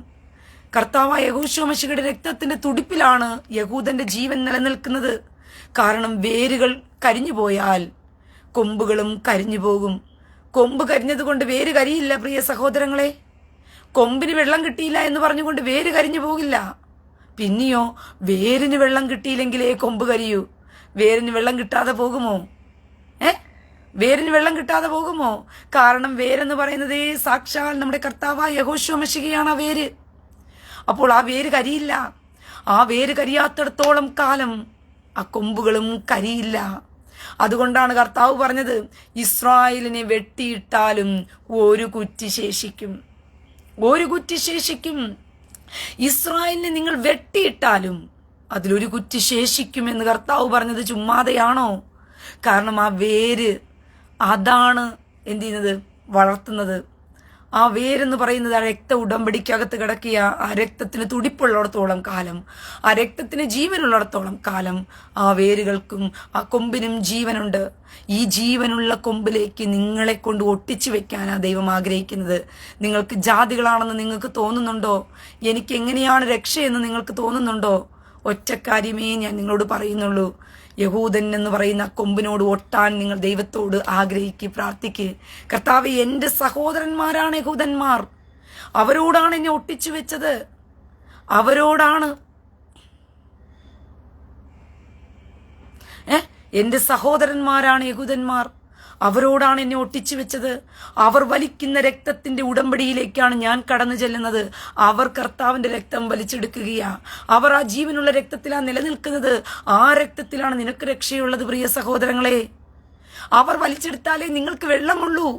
അല്ല, നിങ്ങൾ കർത്താവിന്റെ ഡയറക്റ്റീവോ നിങ്ങൾ കർത്താവിനെ രക്ഷകനായി സ്വീകരിച്ചു കഴിഞ്ഞാൽ എന്ന് നിങ്ങൾ പഠിപ്പിക്കുന്ന വ്യാജന്മാരെ വിട്ട് ഓടുവിൻ. അവന്മാർ പഠിപ്പിക്കുന്നത് വയറ്റുപിഴപ്പിന് വേണ്ടിയിട്ടാണ്. നിങ്ങൾക്ക് ഇതുവരയ്ക്കും അതിന്റെ യാഥാർത്ഥ്യബോധം മനസ്സിലായിട്ടില്ല. രക്ത ഉടമ്പടിയെക്കുറിച്ച് ഞാൻ നിങ്ങൾക്കൊരു ദിവസം പറഞ്ഞു തരാം. ആ രക്ത ഉടമ്പടി പറയുമ്പോൾ നിങ്ങൾക്ക് മനസ്സിലാകും നിങ്ങൾ കർത്താവിന്റെ യഹൂദന്മാർ എത്രത്തോളം ദൈവവുമായിട്ടുള്ള രക്ത ഉടമ്പടിയിൽ ബന്ധിക്കപ്പെട്ടിരിക്കുന്നു. ആ രക്ത ഉടമ്പടിയുടെ ഒരു മറുഭാഗം കൂടിയാണ് ആ കർത്താവിന്റെ ആ ബഡ് ചെയ്ത് വെച്ചിരിക്കുന്ന കൊമ്പുകൾ എന്ന് പറയുന്നത്. ആ കൊമ്പുകൾക്ക് അതിനോടുകൂടി ചേർന്നിരുന്നു കഴിഞ്ഞാൽ നിങ്ങളുടെ ജീവൻ തുടിക്കും. നിങ്ങൾക്ക് ജീവനുണ്ട്. നിങ്ങളുടെ ജീവൻ നിത്യജീവന്റെ അവകാശത്തിലേക്കുള്ളതാണ്. അതുകൊണ്ട് നിങ്ങളെ വെട്ടിയിട്ടാലും നിങ്ങൾക്ക് ജീവനുണ്ടാകും. അതുകൊണ്ട് യെഹെസ്കേൽ പ്രവാചകൻ ചോദിക്കുന്നത്, കർത്താവ് ചോദിക്കുന്നത്, യെഹെസ്കേലേ, ഈ അസ്ഥി താഴ്വരകളെ നോക്ക് നീ. ഈ അസ്ഥി താഴ്വരകളെ നോക്ക് നീ. ഈ അസ്ഥികൾ താഴ്വര നീ എന്ത് കാണുന്നു എന്ന് ചോദിച്ചപ്പോൾ അവിടെ അനേകം അസ്ഥികൾ കാണുകയാണ്. ഈ അസ്ഥികൾ ജീവിക്കുമോ? ഈ അസ്ഥികൾ ജീവിക്കുമോ? ലോകം നോക്കിയാൽ ഈ അസ്ഥി ജീവിക്കുമോ? ജീവിക്കത്തില്ല. ഇസ്രായേൽ മക്കളെ മുഴുവനെയും അവർക്ക് സ്വന്തമായി നാടില്ല, വീടില്ല, ഊരില്ല, ഒന്നുമില്ലാത്ത ഒരു കൂട്ടം ജനതയെ കൂട്ടമായി ആക്രമിച്ചു കൊല്ലുവാൻ വേണ്ടിയിട്ട്, ഒരു കൂട്ടം ജനതയെ കൂട്ടമായി തകർത്ത് കളയുന്നതിന് വേണ്ടിയിട്ട് സാത്താൻ എല്ലാ വഴികളും ഉപയോഗിച്ചുകൊണ്ട് അവരെ കൂട്ടക്കുരുതി കൊടുത്തു. 60 ലക്ഷത്തോളം യഹൂദന്മാർ നിസ്സഹരായി കൊല്ലപ്പെടുകയാണ്. എന്തിന്റെ പേരില്? യഹോശുവ മശിയായെ യൂത്ത് വൗഖെ എന്ന് പറയുന്ന സർവശക്തനായ ദൈവത്തിൻ്റെ മക്കളായതിൻ്റെ പേരിൽ, യഹൂദൻ എന്നുള്ള പേരുണ്ടായതിൻ്റെ പേരിൽ ആ ദൈവത്തിന് വേണ്ടി രക്തസാക്ഷികളാക്കപ്പെടുകയാ. ഒരു കൂട്ടം ജനം കൂട്ടക്കൊലയ്ക്ക് അവർ ചെന്നുപെടുകയാ. അവർ കൂട്ടമായിട്ട് അവരെ കൊണ്ടുപോയി കോൺസെൻട്രേഷൻ ക്യാമ്പുകളിൽ കൊണ്ടുപോയി അവർ കൊല്ലുമ്പോഴും എൻ്റെ പ്രിയ സഹോദരങ്ങളെ, അമ്മയും സഹോദരനും സഹോദരിയും മക്കളും ഭാര്യയും എല്ലാവരും കൂട്ടത്തോടെ മരിക്കുമ്പോഴും അവർ പാടുന്നൊരു പാട്ടുണ്ട്. ആനീമാമിൻ ആനീമാമിൻ ആനീമാമിൻ ബയമുലോ ശേലേമാ ബേവിയാ താമശിയാ ബേവിയാ താമശിയാ നിമാമീൻ. ഞങ്ങൾ വിശ്വസിക്കുന്നു ഞങ്ങളുടെ മശിയ വരും, ഞങ്ങളുടെ മശിയ വരും. ഞങ്ങൾ 2000 വർഷമായും കാത്തിരിക്കുന്ന ഞങ്ങളുടെ വിശ്വാസത്തിന് ഒരു മുടക്കവും വരത്തില്ല. ഞങ്ങളുടെ മശിയ ഞങ്ങളെ വരും, ഞങ്ങളെ വിടിവിക്കും. ഞങ്ങളുടെ മശിക ഞങ്ങളെ കൊണ്ടുപോയി ഞങ്ങളുടെ രാജ്യത്ത് ഞങ്ങളെ പാർപ്പിക്കും. അങ്ങനെ കർത്താവ് ആനീ മാമീൻ എന്ന് പറഞ്ഞ ഇസ്രായേൽ മക്കൾ കൂട്ടമായിട്ട് കൊല്ലപ്പെടുന്ന സമയത്തും സ്വന്തം അമ്മ, സ്വന്തം സഹോദരങ്ങൾ, സ്വന്തം മക്കൾ എല്ലാവരും കൊല്ലപ്പെടുകയാ. ഒരു കുടുംബത്തിൽ ശേഷിക്കുന്നത് 1 or 2.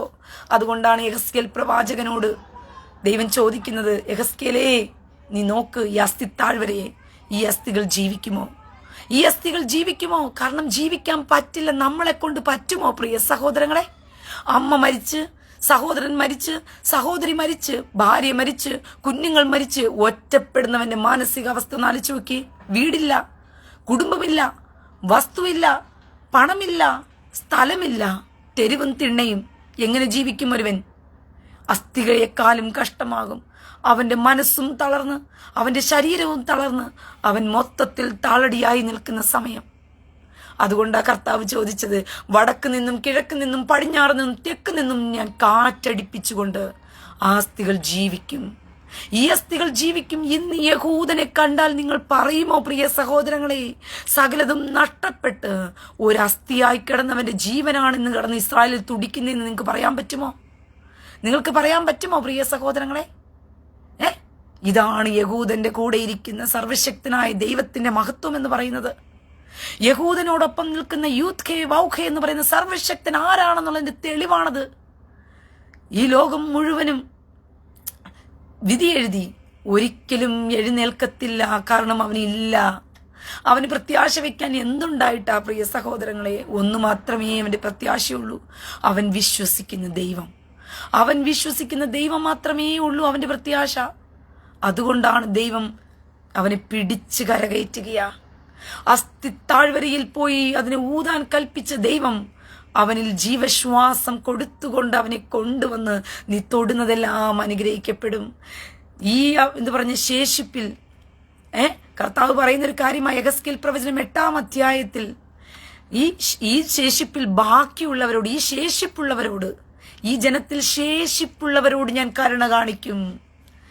ഈ ശേഷിപ്പുള്ള ജനത്തെ കർത്താവ് മടക്കി കൊണ്ടുവന്നു, ഇസ്രായേലിലേക്ക് കൊണ്ടുവന്നിട്ട് ദൈവം അവരോട് പറഞ്ഞു, നീ തൊടുന്നതെല്ലാം ഞാൻ അനുഗ്രഹിക്കപ്പെടും.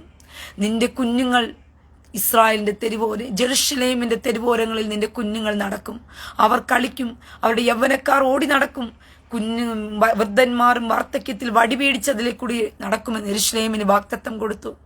യെരൂശലേം അവർക്കൊരു സ്വപ്നം മാത്രമായിരുന്നു. അവർ ഇസ്രായേലിൽ വന്നുവെങ്കിലും യെരൂശലേം അവർക്ക് കടക്കാൻ പറ്റിയില്ല. യെരൂശലേം സകല തീവ്രവാദികളുടെ കയ്യിലും അമർന്നിരിക്കുകയായിരുന്നു.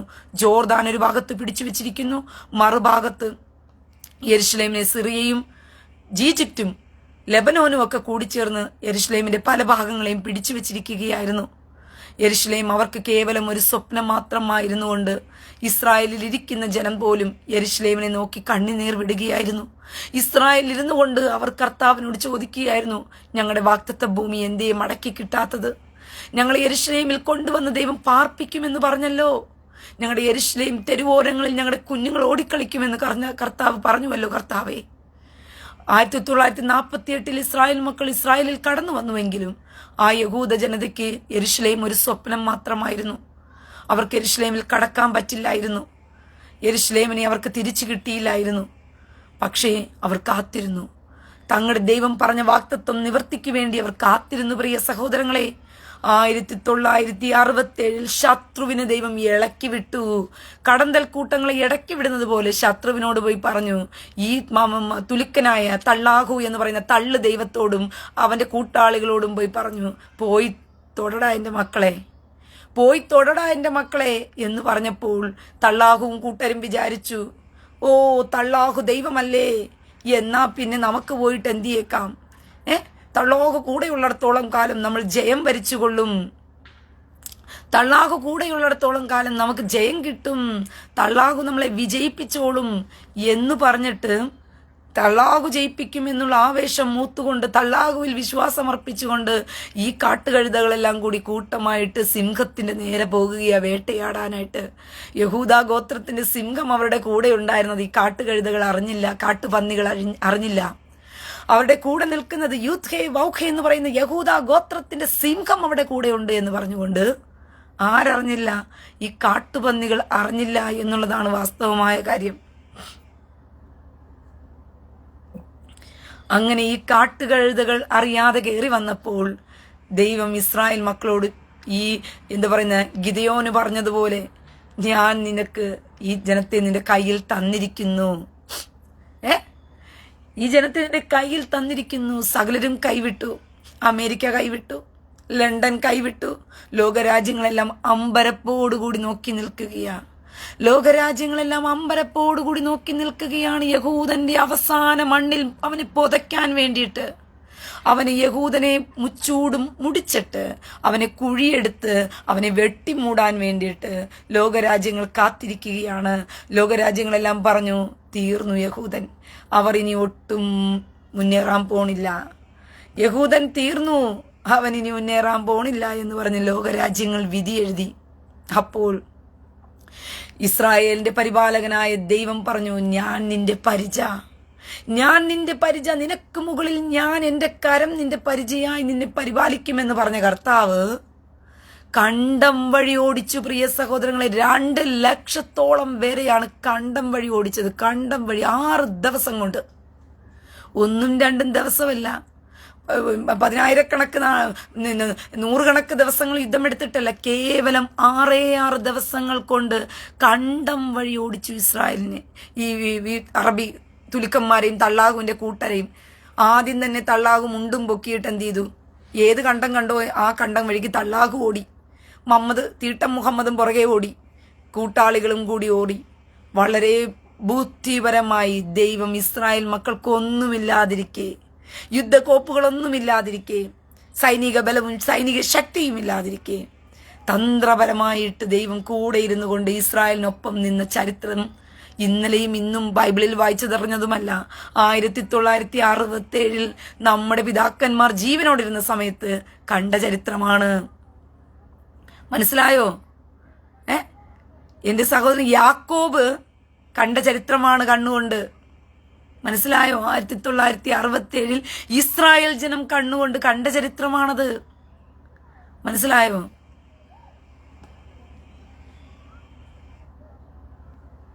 ഒരു മിനിറ്റ്.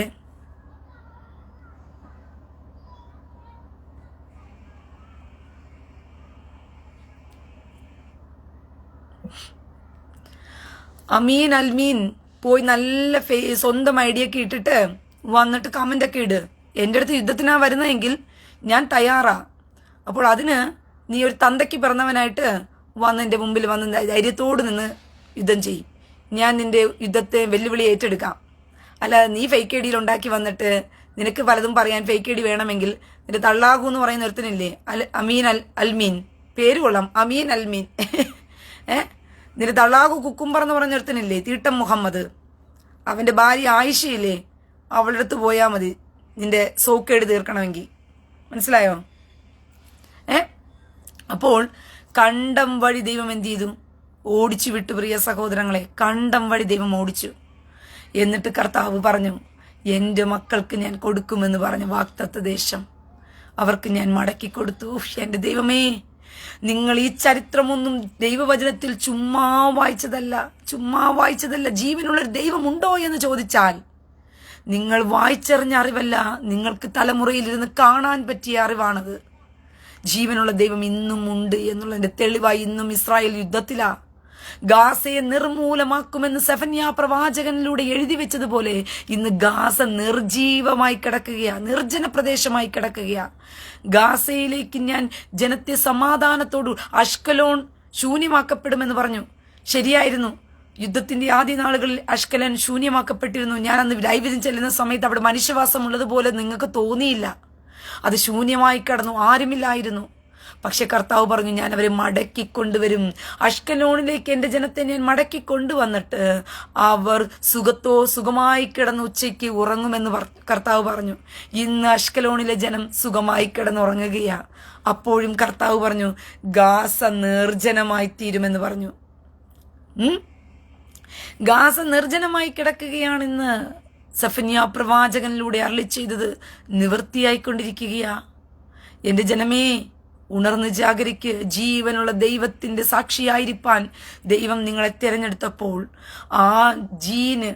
ആ യഹൂദന്റെ DNA തകർത്ത് കളയുവാൻ, ഈ ലോകത്തിൽ നിന്ന് മുടിച്ചു കളയുവാൻ അന്ന് ലോകത്തിൽ പിശാച് കളമൊരുക്കിക്കൊണ്ട് ദൈവത്തിന്റെ പുത്രന്മാരെന്ന് പേര് പറഞ്ഞുകൊണ്ട് മനുഷ്യപുത്രിമാരെ വിവാഹം ചെയ്തിട്ട് DNA തകർത്ത് കളഞ്ഞപ്പോൾ അന്ന് ദൈവത്തിന്റെ DNA ഉണ്ടായിരുന്ന നോഹയുടെ സന്തതി, അന്ന് ദൈവത്തിന്റെ DNAക്ക് പാത്രീഭൂതരായ നോഹയുടെ സന്തതിക്ക് ദൈവം അത് അവകാശമായി കൊടുത്തു.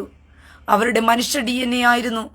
ആ DNAയിൽ ദൈവം അബ്രഹാമിനെ തിരഞ്ഞെടുത്തിട്ട് ഇസഹാക്കിനെ രക്ത ഉടമ്പടിയിൽ ദൈവം ഉണ്ടാക്കിയെടുത്തു. എൻ്റെ പ്രിയ സഹോദരങ്ങളെ, ഇസഹാക്ക് സാധാരണക്കാരനായ ഒരുവനല്ല. അത് ഏലോഹിമങ്ങളുടെ കൂട്ടത്തിൽപ്പെട്ടതാണ്. നിങ്ങൾ ഈ ഭൂമിയിൽ കാണുന്ന യഹൂദൻ കേവലം മനുഷ്യരുടെ കൂട്ടത്തിൽപ്പെട്ട ഒരു മനുഷ്യനല്ല. ഇനിയെങ്കിലും മനസ്സിലാക്ക്. നിങ്ങൾക്ക് മനുഷ്യനെ പോലെ യഹൂദനെ കാണുമ്പോൾ കണ്ണുണ്ടായിരിക്കാം, മൂക്കുണ്ടായിരിക്കാം, ചെവി ഉണ്ടായിരിക്കാം, കാഴ്ചയുണ്ടായിരിക്കാം, നിങ്ങളെപ്പോലെ ചലിക്കുന്നവരായിരിക്കാം. നിങ്ങൾക്ക് ഒറ്റ നോട്ടത്തിൽ കണ്ടാൽ കേവലം നിങ്ങളെപ്പോലെ മനുഷ്യരെന്നവർ തോന്നുമായിരിക്കാം. പക്ഷെ അവരുടെ DNA ബേസിൽ നിങ്ങൾ നോക്കിക്കഴിഞ്ഞാൽ അവർ മനുഷ്യകുലത്തിനോട് ചേർന്നവരല്ല. ഈ ലോകത്തിലുള്ള സാധാ മനുഷ്യരുടെ DNAയും യഹൂദന്റെ DNAയും തമ്മിൽ രാപ്പകൽ വ്യത്യാസമാണ്. അതുകൊണ്ടാണ് ഇസ്രായേൽ മക്കളുടെ DNAക്ക് ഒരു പ്രത്യേകതയുള്ളത്. അതുകൊണ്ടാണ് ഇസ്രായേൽ മക്കളുടെ DNA ആരുമായിട്ട് ഇടകലരുതെന്ന് ദൈവം എടുത്തു പറഞ്ഞിട്ട് അവരോട് പറഞ്ഞത്, നിങ്ങൾ ജാതികളോട് കൂടിക്കലർന്ന് നിങ്ങൾ എന്ത് ചെയ്യരുത്, ഇടകലർന്നു പോകരുത് എന്ന് കർത്താവ് പറഞ്ഞത്. ദൈവത്താൽ തിരഞ്ഞെടുക്കപ്പെട്ട സ്ത്രീകൾക്ക് മാത്രമേ ജാതികളുടെ ഇടയിൽ നിന്നും യഹൂദ ഗോത്രത്തിലേക്ക് പ്രവേശനം ദൈവം അനുവദിച്ചു കൊടുത്തിട്ടുണ്ടായിരുന്നുള്ളൂ, ആ DNAക്ക് വേണ്ടിയിട്ട്. അല്ലാത്ത ഒരു യഹൂദന്റെയും DNA എന്ന് പറയുന്നത് അതിന്റെ പ്രാധാന്യം നിങ്ങൾ തിരിച്ചറിഞ്ഞു കൊള്ളണം പ്രിയ സഹോദരങ്ങളെ. അവർ സാധാരണപ്പെട്ടവരല്ല, അവർ ട്വിസ്റ്റഡ് സന്തതിയാണ്. ഈ ലോകത്തിലുള്ള കേവലം മനുഷ്യർക്ക് തുല്യമല്ല അവര്. അതുകൊണ്ടാണ് ലോകം മുഴുവനും അവരെ വേട്ടയാടുന്നത്, ലോകം മുഴുവനും അവരെ തീർത്തു കളയാൻ നോക്കുന്നത്, ലോകം മുഴുവനും അവരെ ഭയപ്പെടുന്നതും അതുകൊണ്ട് തന്നെയാണ്. ദൈവവും അവരെ പ്രൊട്ടക്റ്റ് ചെയ്യുന്നത് അതുകൊണ്ട് തന്നെയാണ്. നിങ്ങൾ വീട്ടിൽ വളർത്തുന്ന തത്തയെ കൊണ്ടുപോയി നിങ്ങൾ കാട്ടിലൊന്ന് വിട്ടുനോക്കിയേ, കൂട്ടമായി കാട്ടുപക്ഷികൾ എന്ത് ചെയ്യും, ആക്രമിച്ച് തത്തയെ കൊന്നുകളയും. കാരണം തത്തയെ വീട്ടിൽ വളർത്തിയതാണെന്ന് കാട്ടിലെ പക്ഷിക്കറിയാം. ഇതുപോലെ തന്നെയാണ് യഹൂദനെ തിരിച്ചറിയാൻ, യഥാർത്ഥ യഹൂദനെ തിരിച്ചറിയാൻ വേണ്ടിയിട്ട് പിശാച് പെണപ്പെടുകയാണ്. അവനെ തകർത്ത് കളയണം, അവനെ മുടിച്ചു കളയണം, അവന്റെ DNA ഒന്നടങ്കം എന്ത് ചെയ്യണം, നശിപ്പിച്ചു കളയണം ഈ ലോകത്തിൽ നിന്നും. അത് മാത്രമേ ഉള്ളൂ അവന്റെ ലക്ഷ്യം. അതിനു വേണ്ടിയിട്ടാണ് അവൻ വാക്സിൻ കൊണ്ടുവന്നത്. അല്ലാതെ ലോകത്തെ മുഴുവനെയും ഡിസീവ് ചെയ്യാനല്ല. ഈ ലോകം മുഴുവനും ആ കൂട്ടത്തിൽ ഡിസീവ് ചെയ്യപ്പെടുകയാണ്. പറഞ്ഞു പിടി കിട്ടിയോ? കർത്താവായ യഹോശുവ മശിഹയെ ടാർഗറ്റ് ചെയ്തത് കൊണ്ടാണ് 2 വയസ്സിന് താഴെയുള്ള മുഴുവൻ കുഞ്ഞുങ്ങളും കൊല്ലപ്പെട്ടത്. പക്ഷെ ടാർഗറ്റ് 2 വയസ്സിന് താഴെയുള്ള കുഞ്ഞുങ്ങളല്ലായിരുന്നു, കർത്താവായ യഹോശുവ മശിഹയായിരുന്നു. പിന്നെ മോശയാണ് ടാർഗറ്റ്. പക്ഷേ 2 വയസ്സിന് താഴെയുള്ള എല്ലാ കുഞ്ഞുങ്ങളെയും കൊന്നുകളഞ്ഞു. ടാർഗറ്റ് എല്ലാ കുഞ്ഞുങ്ങളും അല്ലായിരുന്നു, പക്ഷെ മോശയായിരുന്നു. പക്ഷെ കർത്താവ് മോശയെ അവിടെ നിന്ന് രക്ഷപ്പെടുത്തി. ഇതുപോലെ തന്നെയാണ് ടാർഗറ്റ് യഹൂദനാണ്. യഹൂദന്റെ DNA എന്ത് ചെയ്യുക, നശിപ്പിക്കുക എന്നുള്ളതാണ്. അതിനു വേണ്ടിയിട്ടാണ് ഈ വാക്സിനിലൂടെ ഇവന്മാരെന്ത് ചെയ്യുന്നത്, ലോകത്തിന് മുഴുവനും ഇത് കൊടുക്കാൻ ശ്രമിക്കുന്നത് പോലും. പക്ഷേ ആ കൂട്ടത്തിൽ യഹൂദനെ ദൈവം സെപ്പറേറ്റ് ചെയ്ത് വേർതിരിക്കും. ഇവൻ ഉദ്ദേശിച്ച ആളെ കൊല്ലാൻ പറ്റില്ല, ഇവൻ ഉദ്ദേശിച്ച ആളുടെ DNA എടുത്ത് കളയാൻ പറ്റില്ല. ദൈവം അവിടെ പ്രൊട്ടക്റ്റ് ചെയ്യും. അതാണ് ദൈവത്തിന്റെ ശക്തിയും ദൈവത്തിന്റെ കരവും. അത് പിശാചിന് അറിയില്ല എന്നുള്ള പൊട്ടത്തരം 2 പ്രാവശ്യം അബദ്ധം പറ്റി. 3ാമതും അബദ്ധത്തിലേക്ക് പോകാനിരിക്കുകയാണ് ആ എന്താ പറയുന്ന മരക്കഴുത എന്ന് പറയുന്നത്. അപ്പോൾ എൻ്റെ പ്രിയ സഹോദരങ്ങളെ, ആ അവകാശത്തിലേക്ക് നിങ്ങളെ കയറ്റിക്കൊണ്ടുവരാൻ ലോകം മുഴുവനും ചിതറിക്കിടക്കുന്ന യഹൂദന്മാരിലേക്ക് ആ സത്യം എത്തുന്നതിന് വേണ്ടിയിട്ടാണ് കർത്താവ് ശിഷ്യന്മാരെ തിരഞ്ഞെടുത്തത്. അല്ല നിങ്ങൾ വിചാരിക്കുന്നത് പോലെ ലോകത്തേക്ക് കിടക്കുന്ന സകല ചപ്പനെയും ചവറിനെയും അണ്ടനെയും അടകോടനെയും വിളിച്ചുകൊണ്ട് വന്ന് കർത്താവിനെ രക്ഷകനായി സ്വീകരിക്കുക ഹല്ലേലൂയ ഛാത്ര എന്ന് പറഞ്ഞ് വിളിച്ചോ, ഞാൻ ഇതാ സ്വർഗം വെച്ചിട്ടുണ്ട് എന്ന് പറയാൻ വേണ്ടിയിട്ടല്ല. ആ കൂട്ടത്തിൽ നിങ്ങൾക്ക് ജാതികൾക്ക് പ്രവേശനമുണ്ട്. ലോകത്തിൽ ചിതറിപ്പോയ സകല യഹൂദന്മാരെയും വിളിച്ചുകൊണ്ട് വരാൻ വേണ്ടിയിട്ടാണ് കർത്താവ് പത്രോസിനെയും 12 ശിഷ്യന്മാരെയും തിരഞ്ഞെടുത്തത്. അല്ലാതെ ഈ ലോകത്തിൽ കിടക്കുന്ന ജാതിയായിട്ട് ഇപ്പൊ ക്രിസ്ത്യാനി എന്ന് പേര് പറഞ്ഞിരിക്കുന്ന എല്ലാവരെയും വിളിച്ചുകൊണ്ട് പോകാനല്ല. ലോകത്തിൽ മുഴുവനും ചിതറിക്കിടക്കുന്ന യഹൂദന്മാരെ മടക്കി കൊണ്ടുവരാൻ, ഇസ്രായേൽ ഗ്രഹത്തിന്റെയും യഹൂദാഗ്രഹത്തെയും ഒന്നിപ്പിക്കാൻ, അവരിലേക്ക് ദൈവം കൊണ്ട് കൊടുത്ത ആ ദൈവത്തിന്റെ പുതിയ നിയമത്തെ അവരുടെ ഹൃദയത്തിലാക്കി കൊടുത്തിട്ട് ദൈവം പറഞ്ഞു, അവരെ ഒന്നിപ്പിക്കാൻ വേണ്ടിയിട്ട് നിങ്ങൾ ലോകം മുഴുവനും പോയി സുവിശേഷം അറിയിക്കുക. അവർ മടങ്ങി വരും. എൻ്റെ ആടുകൾ എൻ്റെ ശബ്ദം തിരിച്ചറിയും. ഈ കർത്താവിന്റെ വേര് രക്തത്തിന്റെ യഥാർത്ഥ അവകാശികൾ ആ ശബ്ദം തിരിച്ചറിയും. കണ്ട അണ്ടനും അടകോടനും തിരിച്ചറിയില്ല. ഇനിയെങ്കിലും മനസ്സിലാക്ക്, ഈ ലോകത്തിൽ നിന്ന് ക്രിസ്ത്യാനി എന്ന് പേര് പറയുന്നവനൊന്നും തന്നെ കർത്താവിന്റെ രാജ്യത്തിലേക്ക് പ്രവേശനത്തിലുള്ളവനല്ല. ആ കർത്താവിന്റെ രാജ്യത്തിലേക്ക് നിങ്ങൾക്ക് പ്രവേശിക്കണമെങ്കിൽ നിങ്ങൾ ആ രക്ത ഉടമ്പടിയിലേക്ക് കടക്കണം. ആ രക്ത ഉടമ്പടിയിലേക്ക് നിങ്ങൾ കടക്കുമ്പോഴാണ് നിങ്ങൾക്ക് കർത്താവിന്റെ രാജ്യത്തിന്റെ പ്രവേശനമുള്ളത്. കേവലം കർത്താവിന്റെ രക്തത്തിന്റെ ഉടമ്പടി എന്താണെന്നറിയാതെ, കർത്താവിന്റെ രക്തം എന്താണെന്നറിയാതെ, കർത്താവിന്റെ രക്തത്തിന്റെ മഹത്വം തിരിച്ചറിയാതെ ഹല്ലേലൂയ ഛാത്ര കർത്താവിന്റെ രക്തത്തെ ഞങ്ങൾ രക്ഷകനായി സ്വീകരിക്കുന്നു എന്നൊക്കെ പറഞ്ഞുകൊണ്ട് അയ്യേ ഊളകളായിരുന്നു കൊണ്ട് ക്രിസ്ത്യാനിയെ, ആ കർത്താവിനെ തന്നെ നീ അപമാനമായിരിക്കുന്നുവല്ലോ. ആ രക്തത്തിന്റെ ഉടമ്പടി എന്താണെന്ന് പോലും മനസ്സിലാക്കാതെ, ആ യഹൂദൻ ആരാന്ന് പോലും നീ തിരിച്ചറിയാതെ, കർത്താവ് ആർക്ക് വേണ്ടിയിട്ടാണ് ഈ രക്ത ഉടമ്പടി ഒഴുക്കിക്കൊടുത്തതെന്ന് പോലും മനസ്സിലാക്കാതെ, ആ രക്ത ഉടമ്പടിയുടെ വേറൊരു മഹത്തായ വെർഷനാണ് പ്രിയ സഹോദരങ്ങളെ ഗോൽഗോത്താ മലയുടെ അടിവാരത്തിൽ നിയമപെട്ടകം സ്ഥാപിക്കപ്പെട്ടതും ആ നിയമപെട്ടകത്തിലേക്ക് കർത്താവിനെ വിലാപ്പുറത്ത് കുന്തം കൊണ്ട് കുത്തിയപ്പോൾ രക്തവും വെള്ളവുമായി അതിൽ നിന്നും ഒഴുകി പുറപ്പെട്ടതും ആ രക്തവും വെള്ളവും ഒഴുകി ആ നിയമപെട്ടകത്തിൽ ചെന്ന് വീണതും അത് രക്ത ഉടമ്പടിയുടെ വലിയൊരു പാർട്ടായി മാറിയതും അതൊക്കെ തന്നെയായിരുന്നു. ആ രക്ത ഉടമ്പടിയിലേക്ക് പ്രവേശിച്ച യഹൂദന്മാർ എന്ത് ഭാഗ്യം ചെയ്തവർ! ആ രക്ത ഉടമ്പടിയിലേക്ക് കടക്കാൻ നമുക്ക് ഭാഗ്യം ചെയ്ത് നമ്മൾ എന്ത് ഭാഗ്യം ചെയ്തവരാണ്! ഒന്ന് ചിന്തിച്ചു നോക്കിയേ നമ്മൾ എത്രമാത്രം ഭാഗ്യം ചെയ്തൊരു ജനമാണെന്ന് പറഞ്ഞുകൊണ്ട്. അതും ചുരുക്കം ചിലർക്ക് കിട്ടുന്ന അവകാശമാണ്. ജാതികളിൽ എല്ലാവർക്കും കിട്ടിയില്ല യഹൂദനോട് ചേരാനായിട്ട്, പങ്കുചേരാൻ. കനാന്യ സ്ത്രീ വന്ന് പറഞ്ഞു കർത്താവിനോട്, കർത്താവേ, എൻ്റെ മകൾ ഭൂതോദ്രവം പ്രാപിച്ചു കിടക്കുന്നു, അവളെ രക്ഷിക്കണമേ എന്ന് പറഞ്ഞുകൊണ്ട് കർത്താവ് പറഞ്ഞു, മക്കളുടെ അപ്പം എടുത്ത് നായ്ക്കുട്ടികൾക്ക് കൊടുക്കാൻ പറ്റുമോ എന്ന് ചോദിച്ചപ്പോൾ കനാന്യ സ്ത്രീ പുച്ഛിച്ചില്ല, അപമാനിച്ചില്ല. ഓ, നീ ദൈവമാണോ? നിനക്കൊരു ദൈവത്തിന്റെ സ്വഭാവമുണ്ടോ? മുഖപക്ഷം കാണിക്കുന്നവൻ നീ ദൈവമാണോ? ഞങ്ങളിപ്പോ എന്തെങ്കിലും മക്കളല്ലേ, ഞങ്ങൾ പിന്നെ നായ്ക്കുട്ടികളാണോ എന്നൊന്നും അവൾ ചോദിച്ചില്ല. അവക്ക് മനസ്സിലായി ആ പൊരുൾ എന്താണെന്ന് അവക്ക് തിരിച്ചറിയുവാൻ ഉള്ള കഴിവ് കിട്ടി. കാരണം ഇസ്രായേൽ സന്തതി എന്ന് പറയുന്നത് കേവലം ഈ ലോകത്തിലെ സാധാരണ മനുഷ്യരെ പോലുള്ള മനുഷ്യരല്ല, അവർ സ്വർഗീയ ദൂതന്മാർക്ക് വേറൊരു വെർഷനാണ്. ഇതൊക്കെ ഞാൻ ഒരുപാട് നിങ്ങളോട് പറഞ്ഞു തന്നിട്ടുണ്ട്, അത് നിങ്ങൾക്കറിയാമെന്ന് ഞാൻ വിശ്വസിക്കുന്നു.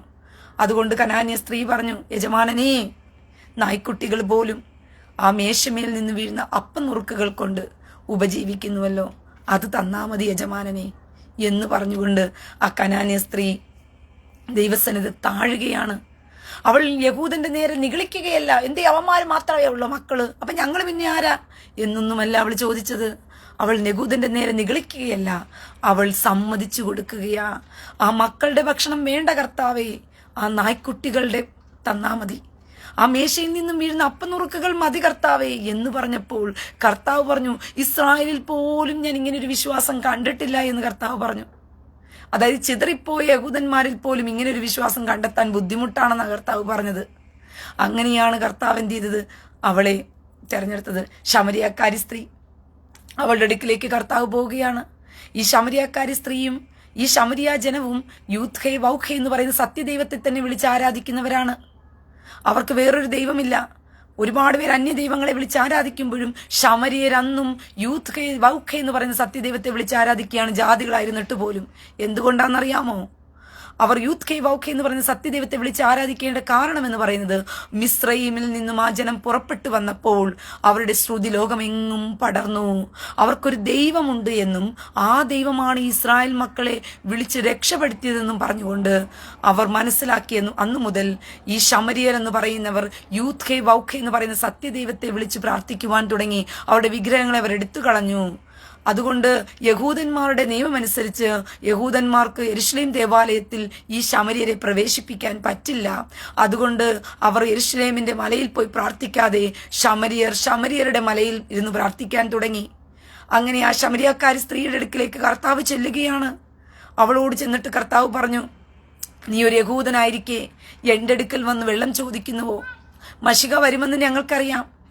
അപ്പോൾ കർത്താവ് പറയുന്നു, മശിക യെരുശലേം മലയിൽ വരുമെന്നുള്ളത് ഞങ്ങൾക്ക് അറിയാമെന്ന് പറയുമ്പോഴേ കർത്താവ് പറയുന്ന, ആ മലയിലും ഈ മലയിലും അല്ലാത്ത നാളുകൾ വരുന്നു. സത്യനമസ്കാരികൾ ദൈവത്തെ സത്യത്തിലും ആത്മാവിലും നമസ്കരിക്കുന്ന നാളുകൾ വരുന്നു എന്ന് കർത്താവ് പറഞ്ഞു. കാരണം കർത്താവിന് നല്ല വൃത്തിയാണ് അറിയാം, യെരുശലേം മലയിൽ പിശാച് തന്റെ ആധിപത്യം സ്ഥാപിക്കും. അങ്ങനെ ഇരിക്കുമ്പോൾ പിന്നെ യെരുശലേം മലയിൽ പോയി പ്രാർത്ഥിക്കാൻ പറ്റില്ല. പിശാച് തന്റെ ആധിപത്യം സ്ഥാപിക്കുമെന്ന് മുന്നമേ കർത്താവ് തിരിച്ചറിഞ്ഞു. യെരുശലേം മലയിൽ കയറി താൻ ദൈവമെന്നും പറഞ്ഞുകൊണ്ട്, പൂജാവിഷയമെന്നും പറഞ്ഞുകൊണ്ട്, തന്നെ ദൈവം, അവൻ ദേവാലയത്തിൽ ഇരുന്നു കൊണ്ട് ദൈവമെന്നും പൂജാവിഷയമെന്നും സകലത്തിനും പേരുള്ള തന്നെത്താൻ ഉയർത്തുന്ന എതിരാളിയായിരുന്നു കൊണ്ട് അവൻ തന്നെത്താൻ ഉയർത്തുമെന്ന് ദൈവത്തിന് നേരത്തെ അറിയാവുന്നത് കൊണ്ട് കർത്താവ് പറഞ്ഞു, നിങ്ങൾ ആ മലയിലും ഈ മലയിലും പ്രാർത്ഥിക്കാൻ സത്യനമസ്കാരികൾ സത്യത്തിലും ആത്മാവിലും നമസ്കരിക്കുന്ന നാളുകൾ വരുന്നു എന്ന് കർത്താവ് പറഞ്ഞത്. അത് സംഭവിക്കാൻ പോകുന്നു പറഞ്ഞു. സംഭവിച്ചു. AD 70 യെരുശലേം ദേവാലയം ആക്രമിക്കപ്പെട്ടു. അത് കഴിഞ്ഞപ്പോൾ യഹൂദന്മാർ ചിതറിക്കപ്പെട്ടു. അവർക്ക് പിന്നെ ആത്മാവിൽ ദൈവത്തെ വിളിച്ചപേക്ഷിക്കുക, അവർ സിനഗോഗുകളിൽ നിന്നുകൊണ്ട് ദൈവത്തെ ആത്മാവിൽ വിളിച്ചപേക്ഷിച്ച് പ്രാർത്ഥിക്കേണ്ട അവസ്ഥയിലേക്ക് അവർ വന്നു. അങ്ങനെയാണ് ദൈവം ഇസ്രായേൽ മക്കളെ തിരഞ്ഞെടുത്തതും അങ്ങനെയാണ് ശമരിയ പട്ടണത്തിൽ ആ സ്ത്രീ സത്യത്തെ വിളിച്ചു പറയുന്നതും. മശിക വന്നു എന്നുള്ള സദ്വർത്തമാനം ആ ഒരു ശമരിയ പട്ടണത്തിലേക്ക് മുഴുവനും ഒരു സ്ത്രീയിലൂടെ ദൈവം അറിയിച്ചു. ഒരു സ്ത്രീയെ തെരഞ്ഞെടുത്തിട്ടാണ് ശമരിയ പട്ടണത്തിലേക്കുള്ള രക്ഷയെ ദൈവം വിളിച്ചറിയിച്ചത്.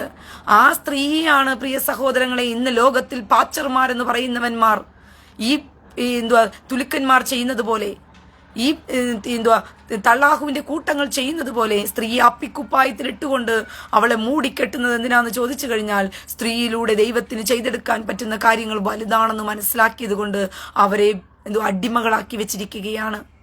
സ്ത്രീയിലൂടെയാണ് യഥാർത്ഥത്തിൽ സത്യം പുറപ്പെട്ടു പോകുന്നതെന്ന് വളരെ വ്യക്തമായിട്ട് തന്നെ അറിയാവുന്നത് കൊണ്ട് അതേ പരിപാടിയാണ് പാച്ചർമാരും കൂടി ചെയ്യുന്നത്. സ്ത്രീയെ സംസാരിക്കാൻ അനുവദിക്കാതെ സ്ത്രീയെ അവർ അടിമയാക്കി വെച്ചിരിക്കുകയാണ്. സ്ത്രീക്ക് സംസാരിക്കാൻ പാടില്ല, സ്ത്രീക്ക് ഇന്ന വസ്ത്രമേ ധരിക്കാൻ പാടുള്ളൂ, സ്ത്രീ ഇങ്ങനെയേ പോകാൻ പാടുള്ളൂ, സ്ത്രീ ഇങ്ങനെയേ നടക്കാൻ പാടുള്ളൂ എന്ന് പറഞ്ഞുകൊണ്ട് സ്ത്രീയെ എടുത്ത് ഉപയോഗിക്കാൻ ദൈവം അനുവദിക്കുന്നില്ല. ഞാനും ഈ ലൈവിൽ വന്ന് ഞാൻ സംസാരിക്കുന്ന സമയത്ത് ആദ്യകാലങ്ങളിൽ പോലും പാച്ചർമാർ സ്ത്രീയായിരുന്നു കൊണ്ട് അവൾ സംസാരിക്കുന്നു. സ്ത്രീയെ ദൈവം എടുത്തുപയോഗിച്ചിട്ടില്ല. പാസ്റ്റർമാരുടെ മേൽ അധികാരം നടത്താൻ സ്ത്രീയെ ദൈവം അനുവദിച്ചിട്ടില്ല. അവൾ ഇസബേലിന്റെ ആത്മാവുള്ളവളാണെന്ന് പറഞ്ഞുകൊണ്ട് നിങ്ങളെ ചതിക്കാൻ വേണ്ടി ഈ വഞ്ചകന്മാർ തുട്ട് കിട്ടാതിരിക്കുന്നതിന് വേണ്ടിയിട്ട്, അവന്മാരുടെ തുട്ട് നഷ്ടപ്പെട്ടു പോകുമോ എന്ന് ഭയപ്പെട്ടിട്ട് ഞാൻ പറയുന്നത് കേൾക്കാൻ അനുവദിച്ചില്ല. ഒരു ശമരിയ പട്ടണത്തെ മുഴുവനെയും രക്ഷപ്പെടുത്തുവാൻ ദൈവം എടുത്തുപയോഗിച്ചത് ഒരു സ്ത്രീയെ, ശമരിയാക്കാരി സ്ത്രീയാണ്. അതും വേശ്യയെന്ന് മുദ്രകുത്തിയ, ലോകം വേശ്യയെന്ന് പറഞ്ഞ് കണ്ട സ്ത്രീയെ ദൈവം എടുത്തുപയോഗിച്ചു. അതുകൊണ്ടാ കർത്താവ് പറഞ്ഞത്, നിങ്ങൾക്കുമ്പേ വേശ്യകളും ചുങ്കക്കാരും സ്വർഗരാജ്യം കടന്നിരിക്കുമെന്ന് പറഞ്ഞുകൊണ്ട്. മനുഷ്യർക്ക് സ്ത്രീയെ കാണുമ്പോൾ വേഗത്തിൽ ചുമത്താൻ പറ്റുന്ന ഒരു പട്ടമാണ് വേശ്യാപട്ടം. വെടി എന്നുള്ള പട്ടം, മോശക്കാരി എന്നുള്ള പട്ടം മനുഷ്യർക്ക് ചുമത്തിക്കൊടുക്കാൻ എളുപ്പമാണ്. അവളെ വായടപ്പിക്കുവാനും അവൾ സത്യം പറയുന്നത് കേൾക്കാതിരിക്കുവാനും അവളെ മോശക്കാരിയായി ചാപ്പ് കുത്തിക്കഴിഞ്ഞാൽ പിന്നെ ഒരുത്തനും കേൾക്കില്ല എന്നുള്ളതും ഒരു മനുഷ്യരും തിരിഞ്ഞു നോക്കില്ല എന്നുള്ളതും വളരെ വ്യക്തമാക്കിക്കൊണ്ട് പിശാച് നടത്തുന്ന വലിയ ഒരു ഗൂഢാലോചനയുടെ ഭാഗമാണത്. ആ ഭാഗത്തിൽ ഈ ശമരിയാക്കാരി സ്ത്രീയും അവളുടെ തെറ്റായ ജീവിതത്തെ തിരിച്ചറിഞ്ഞുകൊണ്ട് ഒരു വേശ്യാ സ്ത്രീയെ ദൈവം മാനസാന്തരപ്പെടുത്തിയിട്ട് ആ സ്ത്രീയിലൂടെ ഒരു ശമരിയ പട്ടണത്തെ ദൈവം പിടിച്ചെടുത്തു. എന്റെ പ്രിയ സഹോദരി മഗ്ദലനാക്കാരത്തി മറിയ എന്ന് പറയുന്ന സ്ത്രീയെ ദൈവം, അവളെയും കല്ലെറിഞ്ഞു കൊല്ലുവാനും അവളുടെ വാക്കുകൾ കേൾക്കുവാനും മനുഷ്യർ കൂട്ടാക്കിയില്ല. അവളെ ദൈവം വീണ്ടെടുത്തു. ആ ശമരിയ മഗ്ദലക്കാരത്തി സ്ത്രീയിലൂടെയാണ് കർത്താവ് ഉയർത്തെഴുന്നേറ്റു എന്നുള്ള സദ്വർത്തമാനം തൻ്റെ കൂട്ടു സഹോദരന്മാരായ ശിഷ്യന്മാരോട് പോലും എത്തിക്കാൻ കൊണ്ടെത്തിച്ച ആദ്യത്തെ ലോകത്തിലെ സദ്വർത്തമാനം വിളിച്ചറിയിച്ച സ്ത്രീയും ഒരു സ്ത്രീ തന്നെയാണ്. മഗ്ദലക്കാരത്തി മറിയ എന്ന് പറയുന്ന ഒരു സ്ത്രീയാണ് ദൈവം അതിനെടുത്ത് ഉപയോഗിച്ചത്. എൻ്റെ പ്രിയ സഹോദരങ്ങളെ, കർത്താവ് എപ്പോഴും സ്ത്രീകളെ സപ്പോർട്ട് ചെയ്യുന്നൊരു ദൈവമാണ്.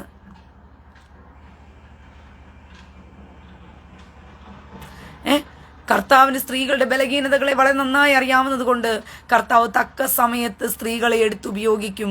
ഇത് മനസ്സിലാക്കാൻ, സാത്താനോട് നെറ്റിയടി അടിക്കാൻ, സാത്താനുമായിട്ട് പടവെട്ടാൻ ധൈര്യത്തോടുകൂടി എഴുന്നേറ്റ് പോകാൻ ഒരു സ്ത്രീക്ക് കഴിയുന്നത് പോലെ ഒരു പുരുഷന് കഴിയണമെന്നില്ല.